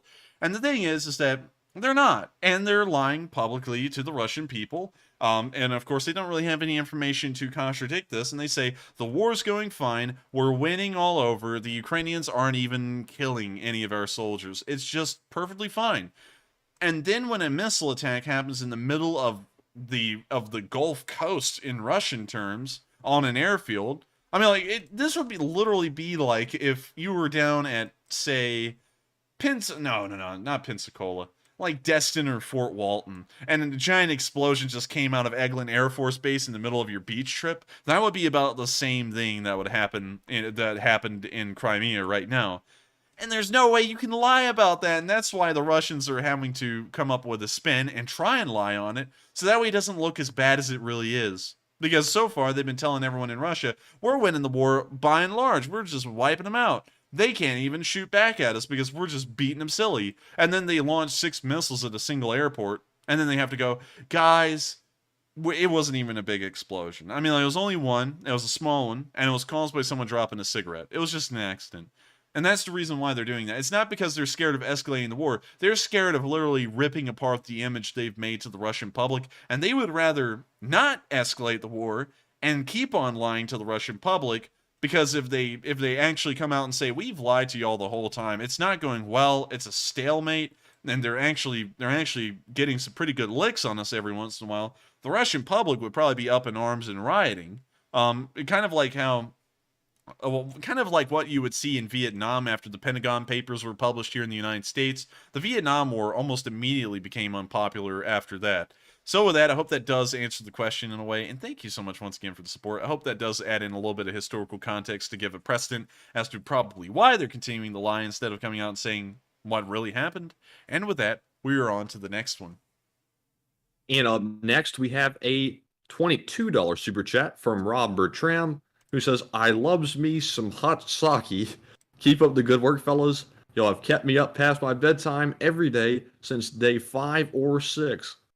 And thank you so much for the support. And I'm glad that we have been able to keep you up. I know it's a long stream. And just in case, I'm very sorry to everyone, but with the news and the question segment, they do get pretty long. It's not something we deliberately try and do, but it's something we have to do, because I give a promise, and I just want to say this, I give a promise to everyone who throws in the super chat, because it's the only way we can keep this channel running, that I want to recognize every single one of them, because they are taking an active effort and an active role in helping us to keep covering this news. And so that's why this stretch is on really long, because I want to make sure to address each and every one of them and thank them personally. So I just want to say that, and I'm sorry if it is keeping you up a decent bit, Rob Bertram, but thank you so much once again for the support. It helps us out a lot, and I'm glad that you do enjoy these streams. We try our best to make sure the news is good, and I'm glad that you are one who approves. And so with that, we're on to the next one, and thank you once again. And moving on, we have a $12 super chat from VJ Maury, who says, left behind explosives when Ukraine had it, and says in all caps, Matt, it was left behind explosive trap. At that airfield? I believe that's what they're referencing. I usually don't say no outright, but the Ukrainians have not controlled Crimea since 2014, and so those explosives would have had to have been around for about 8 years at this point. And I'm not saying it's impossible, but I'm saying it's highly unlikely, if not impossible. So I thank you very much for the support, but sadly, I just don't think that's the case, because bombs can only last so long, especially with a connection. And even if the Russians are incredibly incompetent, I think they would have found them if they were planted 8 years ago or even further back. And so with that, I hope that does answer the question in a way, but sadly, I'll just have to disagree on that one. But with that, we're on to the next one. And up next, we have a $12 super chat from Job Media, who does not leave a comment. But Job, as we always say, thank you very much for helping to keep us running and for your support of the channel. And up next, it has taken us a while to get to it, but we have finally gotten there. we have our 3 decoders of the stream, WF2U, Cife, and Mark Hodges. And WF2U put in a $10 super chat and said, Enforcer and Enforcer Matt, tonight's messages are coordinates, and he gives the coordinates of the Vardisky airfield, Crimea, and number 2, the destruction of the airfield marks a new age in the war. And we have a winner. Ding, ding, ding. Correct. You are absolutely correct on both of those. The message is correct, and also the coordinates are correct. This is another Russian airfield. You can actually see here they have Su-25s and Su-24s at this airfield. So it's like a, oh man, I forgot the exact name for these, like a tactical air wing or something. It's some kind of ground support wing, pretty much. We can even see a little Antonov 24 there. Neat. And we can even, oh, that's a cool one, man. Matthew, look, when they took the satellite picture, they had a little tram. I forgot what these things are called exactly, but they had a tram hooked to the front nose gear of this Su-24, and they were moving it around the airfield. That's pretty cool. Yeah, that's pretty cool that it was able to take that picture. But this is another airfield that's being used by the Russian Air Force right now. And it's not that far really from the other airfield. It looks like it may be in range. So we might see another airfield getting hit if the Ukrainians, wink, wink, nudge, nudge, use their coordinates. But, you know, that's only if they wanted to. So with that, thank you so much for deciphering both of those messages. It wasn't really deciphering tonight. It wasn't in code. But I thank you so much for reading them off. And I thank all 3 of our Morse code readers, because y'all do something that a lot of people can't. And also to answer a question that I see asked all the time, and I haven't answered it yet. I don't know how to read Morse code, but I put it into a Morse code translator and also an Enigma machine sometimes to get us the code that we use here on stream. So I'm sorry if that's a little bit of a letdown. Sadly, I don't know enough to know Morse code, and I don't have the time to learn it right now, but I always thought it was a cool thing to do, and I'm glad that a lot of people out there are enjoying it and do like it. And so with that, we're on to the next one, and thank you once again for the support, WF2U, and also to all of our Morse code readers. And with that, we're on to the next one. And up next, we have a $10 super chat from another one of our channel legends, Junebug with the 72 at the end, who says, good evening and welcome back. I will have to watch the replay because, well, sometimes unexpected stuff happens. Have a great stream, and hopefully I will join live tomorrow. Till then. Oh, that's perfectly fine, Junebug72. You and your husband are incredibly nice people. And I did talk to y'all on the Discord server, which was really fun. But it's totally fine. Stuff does happen. Sometimes stuff actually happens behind the scenes for us. Like, for example, I mentioned a while ago about our parents having kidney stones. Thank God that it didn't happen on a streaming day, because I would have just canceled it. They both got kidney stones on Mondays, surprisingly enough. So it didn't really bother us too much, but I do completely understand, because if that happened on a normal streaming day, we would have just cut it. I mean, like, you know, we've never done that before. But I would have just said in that instance, you know what, we're not gonna run a stream because of that. But still, completely understand. I hope you're watching the replay later and that you are enjoying the stream. And if you've gotten to this point, thank you once again for the support. I'm glad that you're a longtime member of the Lee Spring Army and that you enjoy what we do. We try our best, and of course, you have been around forever, literally. And so with that, thank you once again, and we're moving on to the next one. All right, and next up, we have a $10 super chat from Judo 2001, who says, you dodged me on Sunday, but I will pay to hear you say it. How much nipple-flavored Gatorade does Mr. Lunchtime have to drink to qualify for the PP fund? Hey, well, thank you so much for the support, man. Of course, we enjoy everyone who helps out the Lee Spring Army and the Enforcer channel. It helps us to keep these streams running, helps us to pay the bills. And sadly, I don't really want to answer that one, because I know it's a joke, but I kind of just want those two to go under the radar. We want our jokes to be fun and tasteful, and those were just kind of accidents. One was a slip of the tongue for Matthew, the other one was a slip of the tongue for me. And while they're funny, I still kind of want to make sure that we kind of keep a level of decency here, and sometimes just let some of the jokes slide. So unfortunately, I won't be able to answer that one, but I do thank you for the support, and I hope you understand why I'm dodging it. And so with that, we are on to the next one, and thank you once again for the support.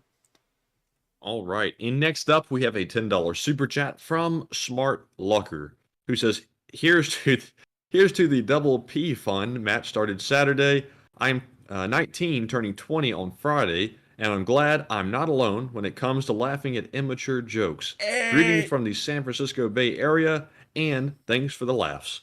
Hey, hey, no problem at all for the laughs. But sometimes I have to say, on that one joke, I wanted to die. I mean, like, it's okay. I mean, like, you know, both of them really. I mean, like, it's funny, yeah, but at the same time, you know, I don't really want the channel to be known for that, if you all know what I mean. Because it's not really, yeah, you know, some of our jokes are a little unprofessional, but at least they're tasteful. Those aren't really tasteful, you know, if you see what I'm saying. And that's why I don't like them. But I do thank you for the support. Moving on from that part. And also, happy early birthday. If we can all give him a happy early birthday in the chat, I would be highly appreciative, because it is a cool thing to turn 20. For some reason, it feels neat. You don't really get any extra legal rights. You have to wait until you're 21 for that. But still, really cool. And so welcome to the 20 gang. Of course, I'm 20. So I hope you enjoy being 20 years old. And thank you so much for the support. And thank you for throwing a super chat in so that way you can get a birthday shout out. And with that, thank you once again. And also, if you're from the San Francisco Bay Area, you could really be anywhere in here, but let's just say you're in San Francisco. What does San Francisco look like? Because I've never dropped down in here. Oh, that house is kind of old. It kind of looks like a house in one of my old towns. Honestly, this whole entire place looks... I don't know how to explain it. It looks Western. You know what I mean? I don't know how to explain it. And I mean, like, it is Western. Interesting. This is what a neighborhood in San Francisco looks like. What do these look like out here?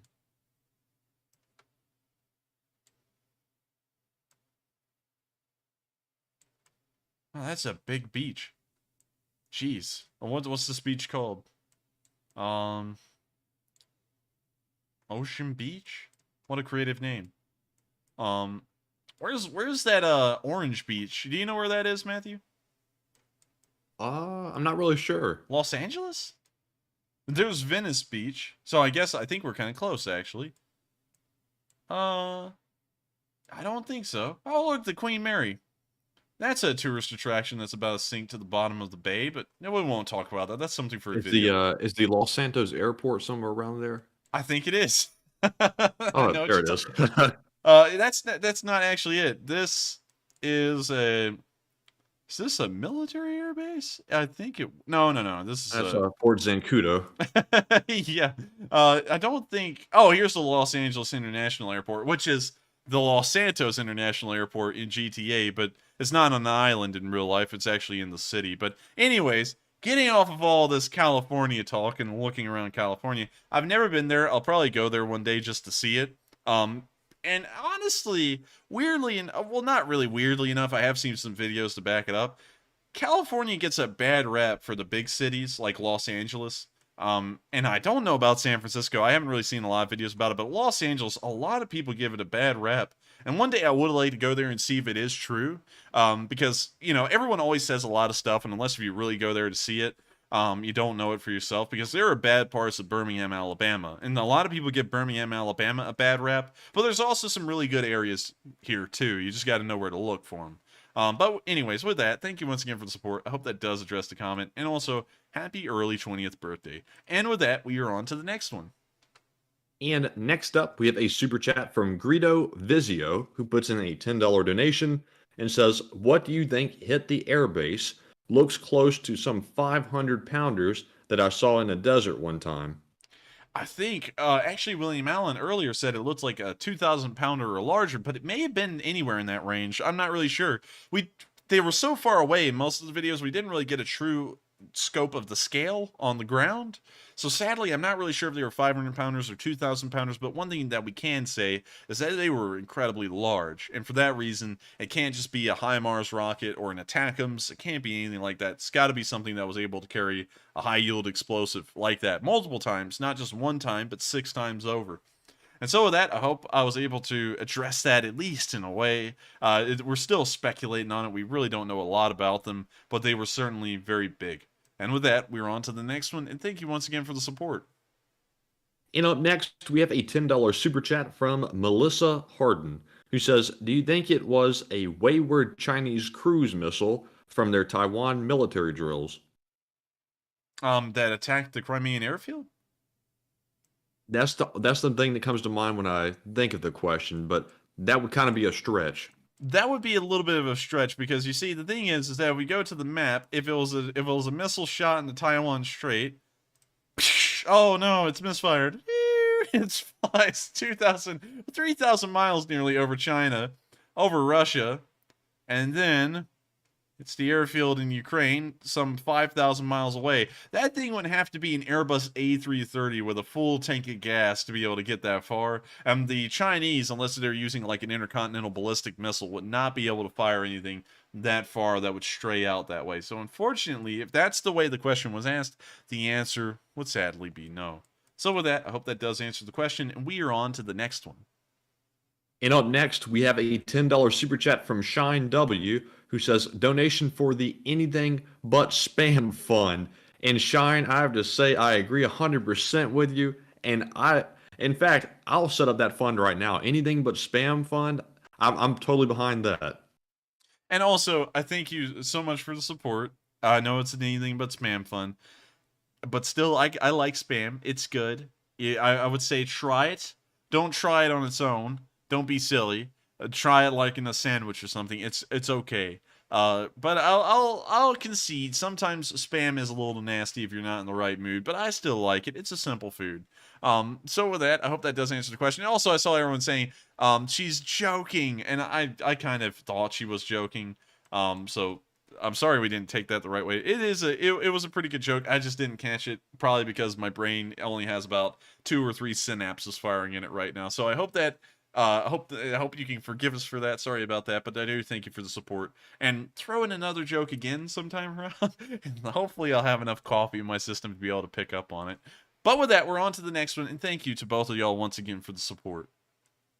And up next, we have a super chat from Will Riley, who puts in a $10 donation and said, I tried a pawpaw fruit thing tonight.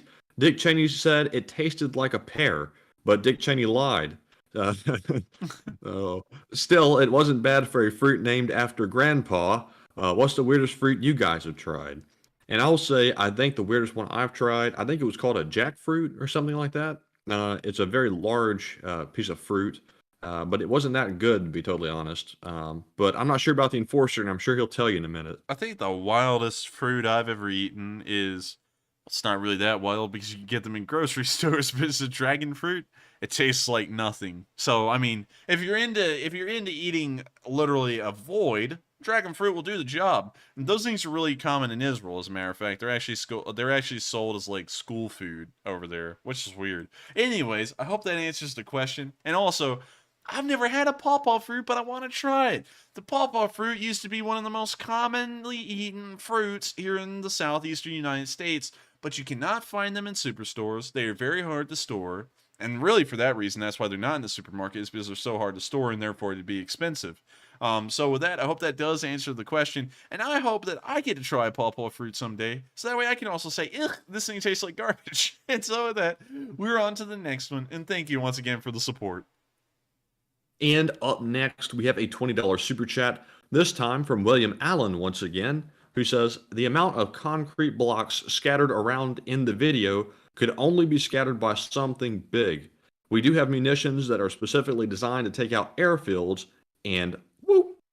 And also, thank you so much for the support. And would it have to be something big? And I know what you're talking about. Cluster munitions are really made to take out airfields. But we didn't see that. I mean, like, that's the one thing that's the problem with this whole picture. We didn't see that. We saw massive explosions. And I don't know what those would be. I'm still a little lost for it. And I know, and that's a pretty good shot. That's about as good a shot as any. But it still doesn't answer it. I really want to know.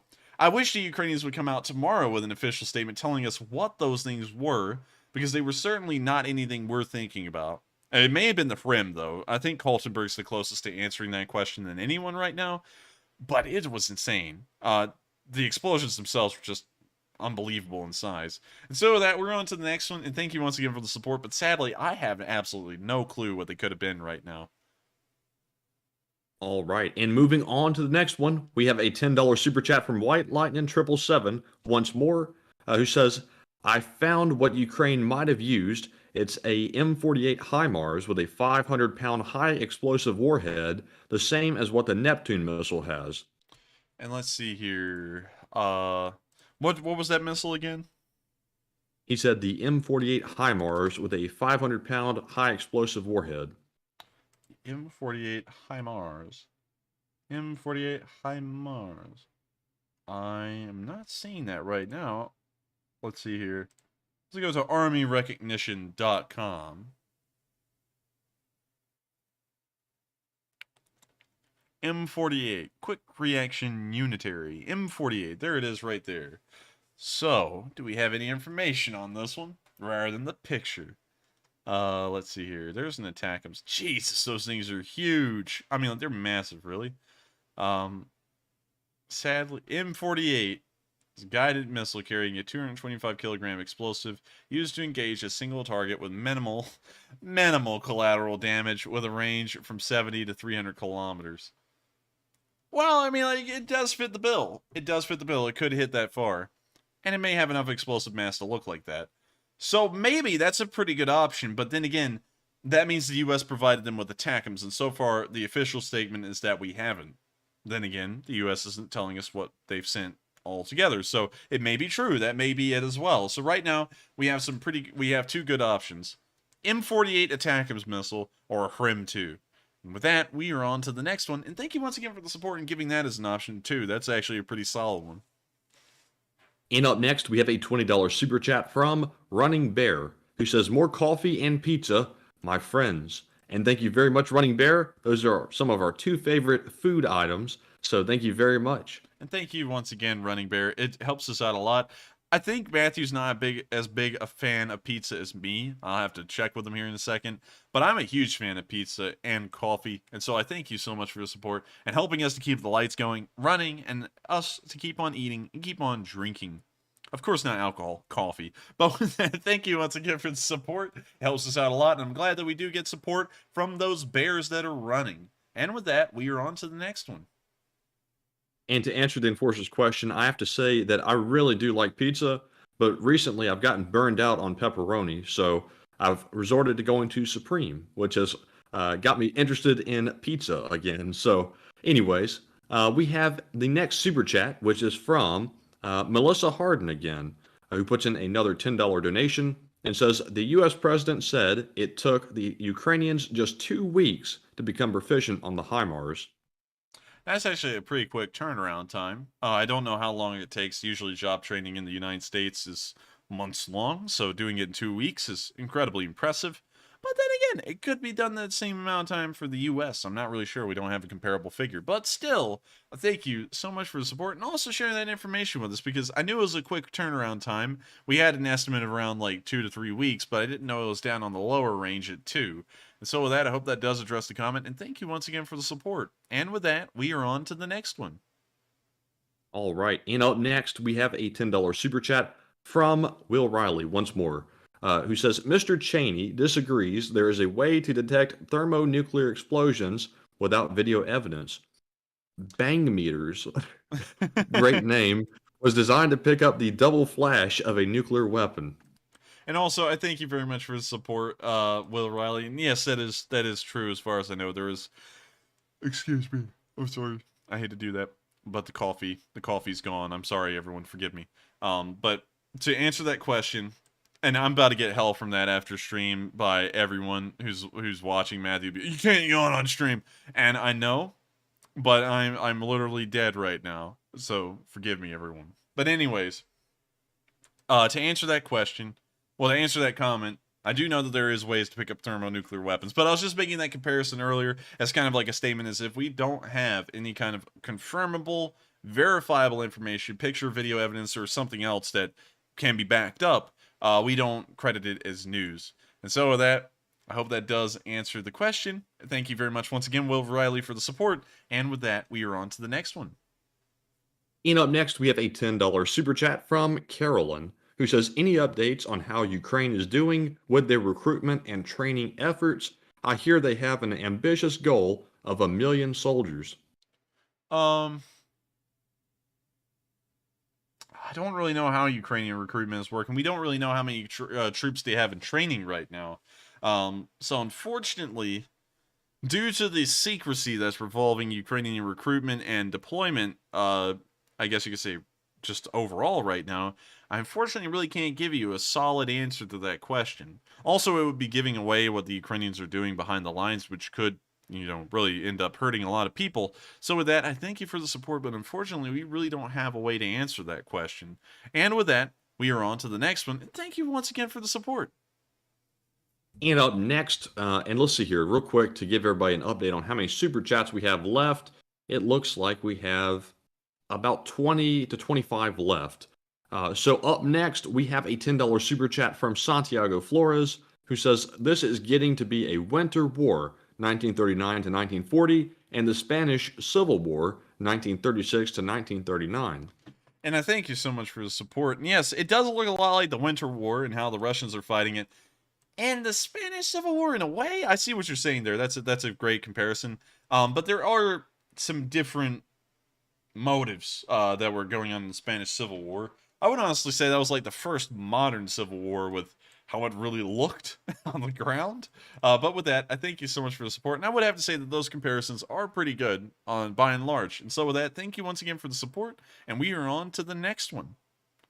And up next, we have a $10 super chat from Will Riley, who says, Dick Cheney had been around for a long time here, but his advanced age does not allow him to remember the name of the dude that was before Matt. Before Matt was Matt. Believe you had some drama with him. And oh, yes, we did. And I'm not sure if the enforcer wants to get into it. But yeah, so we had a little bit of drama. If anybody remembers the mod revolution, I can't remember what day it was, but if you've been around for the mod revolution, you've been around for a very long time, and you'll remember what a crazy night that was. And it was a crazy night. It's a long story of what happened before Matthew was here. But the guy who used to be here was named Drew. And Drew, along with all the other moderators that I put in charge at the time, because the channel was blowing up then, it was like 3,000 subscribers a day. So we were literally growing at an astronomical pace. And so I was trying to figure out how to run things, and so I needed a massive army of mods to help me. And so I did a huge mistake at the time, and I actually started to let the mods have a say in how I ran the channel.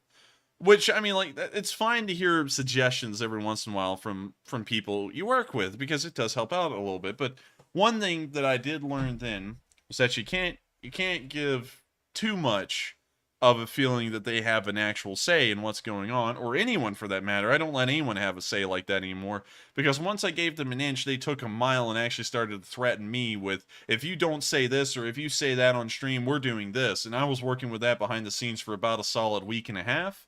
And on top of that, they were also wanting to like divvy up the payments, the amount of money we make on this channel amongst them equally, which didn't make any sense because none of them did anything, and I was the one running everything, and I was like, that's not fair. But they were saying they're making all that a big deal, and then finally, they got in a huge fight. It coalesced onto the stream. They started banning people who super chatted and all that kind of stuff, and started telling people all these lies. We actually had one interesting one. This was probably the most blatant one.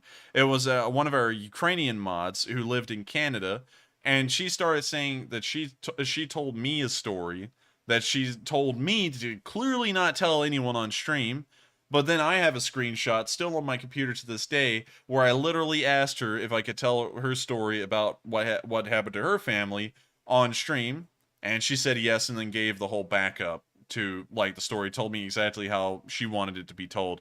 So that kind of tells you what kind of people they were. They were pretty rude, pretty mean, and that night they all disappeared. So that's what happened a long while ago. Some of y'all may have not been around for it. Some of y'all may have been. But it was a crazy time, and I'm glad that all of them were gone. I didn't have to worry about the bureaucracy of doing anything on my channel anymore. And one thing that they did, this was one of the major points of argument, well, really just ultimatums from them, which kind of gotten thrown out the window, ironically, is that they sat there and said, you can't say anything about the Russians, like, oh, it's good to see that the Russians are getting wiped out because it's going to help the Ukrainians eventually end the war, because that's just mean. And so with that, I hope that kind of addresses what happened there, and I thank you so much for the support, and I hope that kind of recaps what happened during the Great Schism. And with that, we're on to the next one. And I have to say that obviously we're sort of stretched for time right now, but there was quite more to that story that was just absolutely horrendous. I'm sure the viewers would be shocked to know. But maybe one day when we have some more time, we can go deeper into it. But up next, we have another super chat from Will Riley, who puts in another $10 donation and says, I don't know if Hoodoo Texas told you or if I'm outing him, but he has been published addressing pre-dread warships. And that is very fascinating, Will. I did not know that, and I think you have outed Hoodoo. Yeah, and I think you have. I think that would be like in the category of Drachnafel on YouTube, who does a lot of pre-Dreadnought stuff. So, I mean, I don't know. If Hoodoo Texas is the alternate account for Drachnafel, that would be pretty cool. But I think Drachnafel's like Australian or something. Anyways, I thank you so much for support. And that is actually really cool to hear. And that kind of tells me why I've heard him talk about the battleship Texas before. And with that, we are on to the next one. That's not pre-Dreadnought, though. That's post-Dreadnought. But anyways, thank you once again for support and telling us that. And with that, we're on to the next one. And up next, we have a $10 super chat from Chris, who says, Enforcer, do you think this war is an attempt to increase Putin's profits from newly single Russian mail-order brides? Hey, I mean, it could be. I thank you for the support. I like the joke. That's a pretty good joke. And I hope that does kind of address it in a way. And so with that, we're on to the next one. And thank you so much for the support. And up next, we have another $10 super chat from Will Riley, who says, Dick Cheney thinks Russian soldiers are dumb. And I would have to say Dick Cheney is 1,000% correct on that. I haven't seen a smart Russian soldier yet, and it's been 167 days. And so with that, I hope that does address the comment, and thank you once again for the support, Will Riley. And with that, we're on to the next one. All right. And up next, we have a $6 super chat from Anthony K. Smith, who says, I think some clumsy Russian dropped a whole packet of cigarettes at that airbase in Crimea. Oh man, he was dropping cigarettes all over the place. And I mean, like, they must have been like the gag kind that explode once you like smoke them to a certain point, because it looked like it. And so I thank you very much for the support. I love the joke about the Russian smoking guy like they did on the Moskva. And with that, we were on to the next one. And up next, let me give a shout out to Greaser Bub, the original, who put in a $5 donation. We appreciate your support to the channel very much. And up next, we have a $5 super chat from Suzanne B, who says, Russian tourists on getting home, the war is real. And also, yes, they are probably saying that and thinking that as they drive out of Crimea and back into Russia. And so I thank you so much for the support. I would have to say that's entirely true. They're probably like, the war is legit now. And with that, we are on to the next one. And moving on, we have a $5 super chat from Dino Rest, once again, who says, the ATACMS missile has a range of 300 kilometers when shot from the HIMARS, the M48 missile from the HIMARS. And that is true, and I think that it's a pretty good contender, like we mentioned a little bit earlier, for a missile that could have reached that airport and also caused that kind of explosion. And so thank you so much for the support, and we're moving on to the next one. I'm trying to cut out and with that, because even though it's Matthew's clear cue to move to the next one, a lot, for some reason, like Diamond Hands Crypto Trading, which has now done it twice, like he's used both of his chats in the slow chat mode to say it twice. Excuse me, with that, and with that, what's that? Like, I understand you're getting tired of it, but understand I've literally woke up this morning, knocked out finals all day long, not asking for sympathy or anything, but I'm sitting here trying to run a stream on top of all this. Been working probably on college and these streams about 16 to 18 hours a day, got no coffee in me, so that's kind of why. And so with that, we're on to the next one. All right, and moving on to the next one, we have a $50 super chat from William Allen once again. And William, thank you so much for supporting us throughout the streams and especially tonight as well. And William says, guys, I love the chat tonight. Lots of comic relief and Gig'em Aggies. I don't know what Gigamackies means, but thank you. Thank you for the support again, William Allen. That's wonderful support. It helps us out a great deal. And without it, I say this so much, but without it, it's not possible. It's not possible for us to keep doing this. And so I thank you so much once again for the support. And I thank you so much for enjoying the little chat we've all had tonight, and especially with you. And it's been pretty fun. You also throw up some really interesting points, questions, and comments, and all sorts of stuff. And you've been around forever. So it's an absolute pleasure to always have you here and answer your comments. And I thank you once again for helping this channel to keep on running. And so with that, we're on to the next one. And thank you once again. All right. And up next, we have another $10 super chat from Will Riley. And also, Will, thank you very much for your continued support as well. He says, Dick Cheney, after much contemplative thought, still thinks Russian soldiers are dumb. And I still think that that is very smart. And I still think that Dick Cheney's right. I mean, like, I think no matter how long, I'm just really wasting time to contemplate on it. No matter how long you contemplate, Russian soldiers are just dumb. And so with that, I hope that addresses the comment. Thank you once again for the support. And with that, we're on to the next one. All right. And next up, we have a $5 super chat from Norman Patterson, who says, AGM 8 vis your soul. What is your soul worth, if anything? LOL. What? Can you reread that again? He said, AGM 8 vis your soul. What is your soul worth, if anything? LOL. Do you know what it means? I'm not really sure. I'm not really sure if that's an insult or if that's I'm not really sure what he means, to be totally honest. Unfortunately, I don't think we'll be able to answer that comment because I don't know what it means. But I do thank you for the support. If you would like to clarify that, if you're still here, we will make sure to try and answer it if you can give us a meaning to that. But I thank you once again for the support. And with that, we're on to the next one. All right. And moving on, we have a $5 super chat from William Mitchell, who says, my favorite MRAP wasn't on the list, the RG-31. Ran over many IEDs in that bad boy. RG-31 MWAP. Oh, goodness. Manufactured in South Africa. Interesting. It looks like a mini MRAP.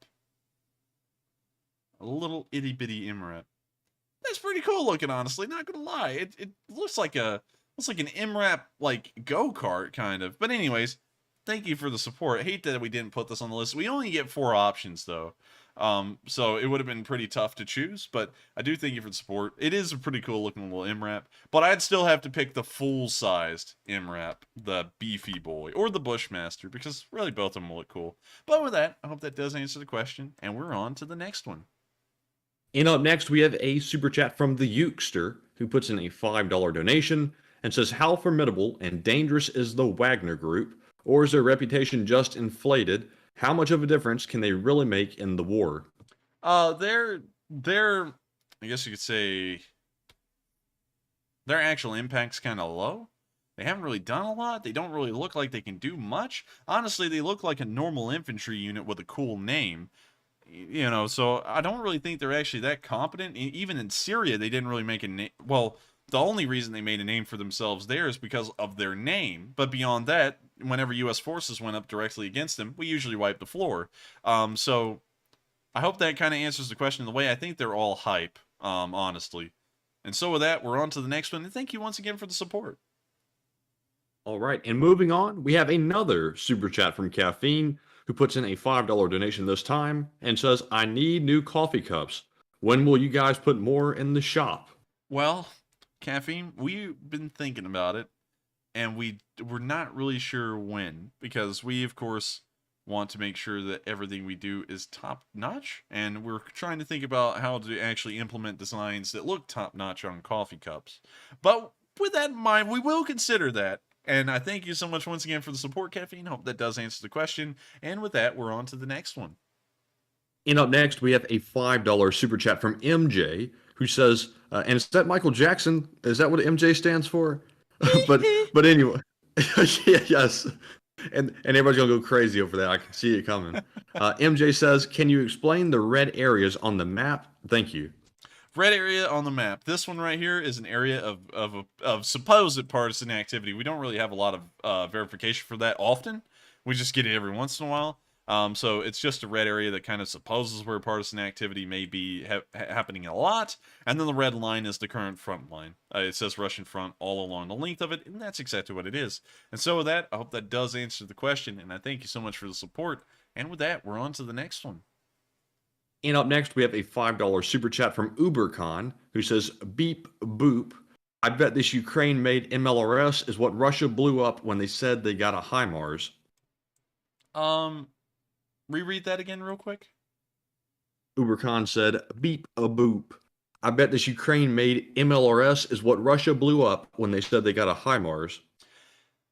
It may have been, but we actually saw some pictures that the Russians showed of a supposed destroyed HIMARS, and it actually turned out to be an Oshkosh truck that would have hauled around an M777. But that could be the case as well. So I thank you very much for the support. I hope that does answer the question away. But we've never gotten any video evidence of one of these Buryev MLRSs being destroyed. And so with that, we're on to the next one. And thank you once again for the support. All right. And up next, we have a $5 super chat from Kevin Scott 76, who says, playing Battlefield 5 on PS4 while watching the best, most realistic first-person war simulator. It feels like you're actually in battle. I recommend it. And Kevin Scott 76, I have to say that it's a coincidence. I've recently been looking at the new or next-gen game consoles like the PS5 and Xbox One, or excuse me, Xbox Series X, and it is insane to me that you cannot find a PS5 anywhere. I think I found an Xbox Series X somewhere, but it's just crazy to me how nothing is in stock. But yeah, Battlefield 5, I haven't checked it out. Enforcer, have you checked it out? I've seen Battlefield 5, but honestly, I want to give a little bit of a plug real quick to a game called Asanzo. It's only available on, well, I think they may make it cross-platform these days, but Asanzo is a game that's coming out in just a few days, actually 3 days from now, and it's based on the Battle of Asanzo, which happened in between the Italians and the Austro-Hungarians. You can see the summary of it here. But moving on from that, this looks like it's going to chalk up to be a great game. It's got some impressive ads, some impressive gameplay. I played the Verdun and Tannenberg games before, and this one is taking a huge step forward in terms of what's possible. I'm a huge World War I fan, so I love games like this. And I would have to say that while Battlefield 5 does look neat, it's not exactly historically accurate. I'm one of those Ugu Bugus who just has to have everything historically accurate. So Asanzo and games like this fill that gap for me. But I hope that does answer the question, at least in what my opinion is. And with that, we're on to the next one. And thank you once again for next week. Oh, yes, and thank you very much for the support. And up next, we have a $5 super chat from Rick George, who says, sorry for the small donation. Wife only gives me $220 a week on my debit card, even though I earn 180,000 Aussie a year. Question, why not hearing from Ukraine generals, colonels, brigadiers, etc.? Why not hearing? Yes. I don't. If we're talking about specifically on this channel, it's because we can't really reach out to a lot of them. If it's talking about in general in the war, that's usually because those kinds of lower grade officers are actually conducting the war. That's usually why you hear from higher end officers or press officers in Kyiv, like Operator Starsky, because they are not actually having to be directly involved in commanding frontline troops. They actually have a moment to sit back, gather information, and then disperse it to the public. So I hope that answers the question there as to why, and that's perfectly fine if the donation is small. Any little bit helps out our channel a great deal, and I thank you so much for just helping us out any way you can. And so with that, we're on to the next one, and thank you once again for the support. And up next, we have a $5 super chat from Smokey P, who says, Enforcer, do you guys think Putin will die when he falls short with his special military operation? And if so, how? Will it be like Gaddafi or Hussein? I think if Putin died after the war, it may just be that, you know, the new government comes into charge, overthrows he's put on arrest, and then they hold a little mock trial. You are guilty of crime against the state, and then they kill him. You know, I mean, that's the most Russian way to kill someone who's in charge. And so with that, I hope that does answer the question, and I thank you very much once again for the support. And with that, we're on to the next one. And up next, we have a $5 super chat from Chris, once more, who says, Enforcer, I don't know the TV and radio broadcast range of Commando Solo, but once Ukraine controls the air, this will shatter Russian propaganda. And it will, but then again, the Russians lie about everything. We saw that right here, an airport gets blown up, and they still lie about it, even though it's clearly visible what happened, even to Russians. So in that regard, I would have to say, though, that it would be very difficult for the Russians to keep up an image of them winning when the Ukrainian Air Force is pummeling everyone on the ground. And so with that, I thank you very much once again for the support. I hope that does answer the comment, at least in a way. And with that, we're on to the next one. And just to let everybody know, we only have about 8 super chats left until we move on to our live chat questions. So stick around. There's a pretty good chance that we might get around to answering your live chat question next. So up next from the super chats, we have a $5 donation from Charlotte S., who says, "Hi, and thanks for doing this. A few weeks ago, Ukraine received Harpoon missiles and launcher donated by Denmark. Do you know if they have been used?" As far as we know, none of the harpoons have been used. We knew that the British sent some a long time ago, and they've never been used yet. And I don't think the Danish ones have been used either, considering that they're much more recent. So with that, I hope that does answer that part of the question. And thank you so much for enjoying our channel and what we do and helping us to keep it going. And with that, we are on to the next one.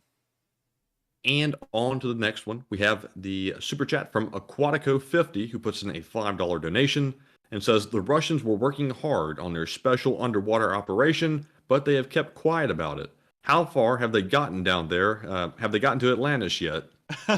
Well, the Moskva stopped around halfway. If you've ever watched the movie from Disney, it's like the Lost City of Atlantis or something. They've gotten to the point where the big lobster attacks the ship, and then they didn't make it beyond that, I don't think. So that answers the question, and I thank you once again for the support. And with that, we're on to the next one. And up next, we have yet another super chat from Will Riley, who puts in a $20 donation this time and says, "If you only had a rudimentary understanding of animals and given 3 paths to walk down, one had a giant millipede, another had a vampire bat, and the last one had a brown snake, which would you choose? Still, such a bad name." If I had a basic understanding of the animals, I would pick the brown snake. But if I know anything from you, Will Riley, it's that Dick Cheney says a lot of stuff and the brown snake is poisonous. So I would avoid the brown snake, and I would probably pick the vampire bat, because the vampire bat, while sounding vicious, it usually avoids people. And usually it only gets caught up in long hair, and I don't have long hair, I actually have a fade. So I hope that answers the question, at least in my own way. And with that, thank you once again so much for the support, Will Riley. You've helped us out a lot tonight. You've sent in a lot of super chats, and it helps us out a great deal. And so thank you once again. And I hope we were able to answer that funny little question. And with that, we're on to the next one. All right. And moving on to the next one, we have a $4 donation from CA Lags, who says, "The Sevastopol Navy fuel tanks are next. Do you think Ukraine can fit US 2,000 bombs on MiG-29s?" Ooh, I don't know. MiG-29s are kind of, well, I might be saying something wrong there. I think the MiG-29 is actually similar in size to some American aircraft. Maybe? I don't know. I mean, like, that'd be tough for a MiG-29 to get down there, but who knows? It might be possible now that they got anti-radiation missiles. And so with that, I hope that does answer the question, at least in a way. And thank you once again for the support. And with that, we're on to the next one. And we just have 4 more super chats to go until we get to our live chat question, so it's just right around the corner. And up next, we have a $4 super chat from Native Hollywood, who says, "I'm hearing rumors of Canadian troops inside Ukraine training the Ukrainian forces. Can you tell us anything about that?" Ukrainian troops inside Ukraine training Ukrainian forces? Canadian troops inside Ukraine. Oh, I don't think there's any Canadian troops inside Ukraine, but I did hear that Ukrainian troops were being taken out of Ukraine into Canada for training, and that should be happening soon. So I hope that does address the comment. Well, I did hear official report on that. That appears that the statements on that are true. And so I hope that does answer the question. And with that, we're on to the next one. All right. And up next, we have a $3 super chat from Native Hollywood once again, who actually put in the same question, just worded a little bit differently. But Native Hollywood, hopefully we've answered that question pretty well, and we appreciate your support of the channel. And up next, we have a $2 super chat from Kaltenberg again, who says, "Hrem 2, Indigenous Ukrainian SRBM 1000 Warhead." And yes, that is true. And we did pull that up. And so I thank you very much once again for the support, Kaltenberg. And I'm glad you were able to share that information with us, both at the beginning of the stream, so that way we could pull that up at the relevant time, and now, so that way we could recap on it a little bit. And so with that, I hope that does address the comment. And with that, we're on to the next one. And also I see people saying, "Oh, he's got a fade." Yes, I got a fade. And with that, we're on to the next one. And I said, "Enforcer's going to catch a fade?" Question mark. And up next, we have a $2 super chat from Detroit Micro Sound, who says, "Most likely suspects would be ERGMLRS." ERGMMLRS. ERGMMLRS. GMLRS. Tornado. Maybe. And with that, I thank you once again for the support. I hope that does answer the question, although I literally just went, With that, we're on to the next one. And up next, and for our final super chat of the night, we have another one from Melissa Harden, who puts in a $2 donation and says, I guess the prototype Grim 2 has been announced. And I guess it has. And with that, I thank you very much once again for the support. Hopefully it is. That would be actually really cool to know that they're able to produce their own missiles. And with that, we're on to the next one. Thank you once again for the support. And folks, we are now moving into our live chat questions. So we'll take as many as we can from this segment. And up first, we have one from Kim Henning, who says, do you think the airport attack was a ploy to scare the tourists to escape back to Russia and block the supply chain with a traffic jam? Maybe. I think if it was a ploy to get the civilians to do anything, it's going to be a ploy for all the civilians to disperse across Russia again and start spreading stories, horror stories about what really happened while they were on vacation. Because the attack was so strong and so vicious from a distance. It didn't attack civilians. It attacked the airbase directly. But the attack was so visually bizarre and so large that these people are going to be going back into Russia and telling horror stories about what they really saw, and they're going to be questioning everything about the war and what the Russians have been telling them. I think that would have been the more direct cause of it. So I hope that answers the question, and with that, we're on to the next one. All right. And up next, we have a live chat question from Hamlet Taco, who says, do you think Russia will try and frame this as a strategic nuclear solution from NATO in the future? And what solution would that be? I was trying to figure out what this was referring to, and I think he might be referring to the Zaporizhia power plant, maybe. That may be the case, but then again, I'm not entirely sure. That's something that would really be in the back rooms of a political meeting. Well, not a political, a diplomatic meeting. I want to very carefully dodge the word political, because then that gives a lot of people credit for saying, hey, war is politics, and it's really diplomacy. And then some people will say, diplomacy is an extension of politics, but we're leaving it that. Anyways, we're on to the next one. I hope I was able to answer that a little bit. All right, and up next, we have a live chat question from Crazy Kip Hunter, who says, what is y'all's opinion about the HIMARS and Bayraktar song that you use in the startup? And I will say that at first, the HIMARS song was a little bit iffy, but the more I listened to it, the more I realized it's pretty catchy. And also, I have to admire the Ukrainians' ability to create a song out of literally anything. The fact that they were able to create a song literally just from the names of two weapons that they use is incredible. And it's quite catchy, I have to say. I like both of them, but if I had to choose, I'd probably say the Bayraktar song. I have to say, I like both of them. I actually like the original version of Bayraktar a little bit more than the one we're using.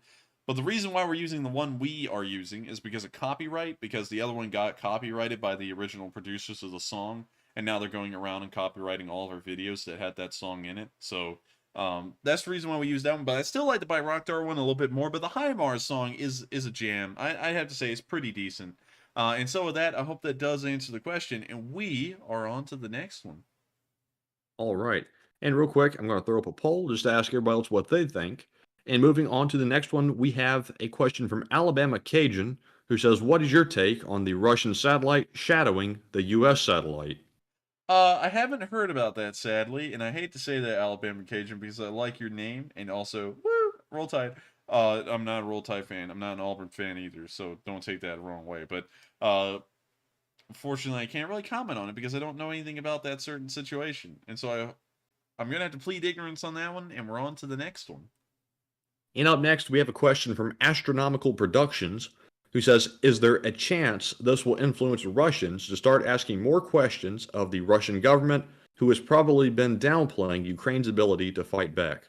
Yes, they've been downplaying Ukraine's ability the entire war for the most part, although there has been a couple of spins where they're like, Ukraine's using super soldiers, they're using witchcraft, there's been some stuff like that.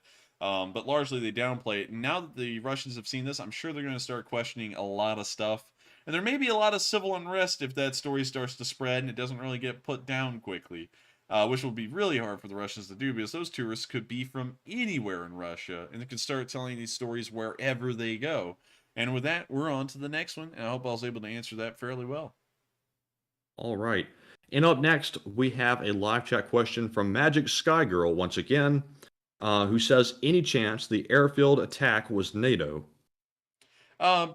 Highly unlikely, because that would draw us directly into the war, and it would be pretty easy to see that the Ukrainians would have never been able to do that, and it would have had to have been a Western country. So my answer to that, although it could be wrong, it would be no. And with that, we're on to the next one. And up next, we have a question from James Reyes, who says, Enforcer, in regards to the Lend-Lease, how long will Ukrainians be indebted to the USA? I believe the Ukraine just finished paying back the US for its assistance during World War II, and I'm just curious.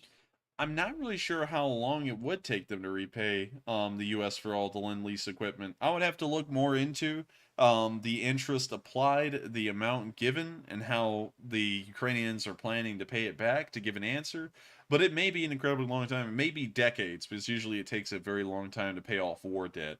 And so with that, I hope that does answer the question, at least in a way. Historically, it takes an incredibly long time, like 70 years, to pay off war debts, and it may take that long for the Ukrainians in this instance.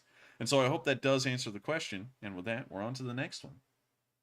And up next, we have a question from Ghost Shadow 714, who says, have you heard about the Russians contracting some prisoners?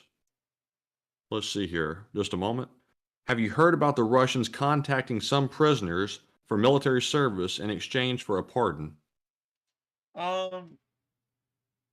He might. I'm not really sure. Unfortunately, I don't really think I'll be able to answer that question. I'll have to plead ignorance on it. But with that, I thank you so much for the question. Unfortunately, I won't be able to answer it. And with that, we're going to answer 2 more questions, and then we're going to be rounding out tonight's stream. All right, and up next, we have a super chat, this time from Chris, who puts in a $5 donation once more and says, Enforcer, do you think Ukrainians are bitter for not standing up to Putin while he commits genocide in Ukraine, much like Germans not stopping Hitler? And I will have to add one thing into that real quick. I'm not sure if the comparison is the same, because the Germans not stopping Hitler, it'd be a more fair comparison to say, why aren't the Russians stopping Putin? Yeah, I would have to feel like that would be more appropriate, because the Germans voted Hitler in. And I know that a lot of people want to make it sound like there was a lot of sympathetic Germans in the Second World War, but how in the world did Hitler get there? He got elected. You know, it would be like, I don't know. It'd be like, there's really no historical comparison I could give right now. Honestly, my brain's fried. But I would have to say that it would be a better question if the Russians would be better for not standing up to Putin. And I would say that some of them are. We've seen about 17,000 of them get arrested so far. Hundreds of thousands flee the country. So I would say, yes, some of them are. And so with that, I hope that does answer the question. And thank you once again for the support. And with that, we are on to the last question of the night. So who is the lucky last person who threw in the lucky last question? And the lucky last viewer of the night is Bill G, who says, what will Putin order done in response to the Crimea attack, say within a day or two? Probably nothing. There's really not a lot extra they can do. Maybe some more missile attacks, but that would be about it. And so with that, I hope we were able to answer that question. I know they're kind of short, but please forgive me, everyone. I am actually very, I don't want to complain. Because you see, the thing is that when I get off air, I actually get a lot of complaints for things I say about how I'm tired and stuff from Matthew and also my mom, who watches the streams. So I know I'm about to get that here in a second, but I am actually pretty tired tonight. And so I'm sorry if the answers were a little short. Hopefully they were still good. But I thank you all so much for watching. It's been an absolute pleasure to cover tonight's news. And if y'all would like, please make sure to hit the like button. It helps out these streams a lot to reach more people. And also, if you're new, please make sure to hit the subscribe button, because that also lets you know when these streams run, which is at 10 p.m. Eastern Time every single day of the week, except for Mondays, and we cover the past 24 hours of the war every single day. And so with that, I thank you all so much once again for the support. I hope that does... I hope y'all enjoyed tonight's news. I'm completely at a loss for what to say right now. I will see you all tomorrow at 10 p.m. Eastern Time to cover the next 24 hours of the war in Ukraine. Thank you all once again for watching, and I'll see you all tomorrow. Good night, and take care.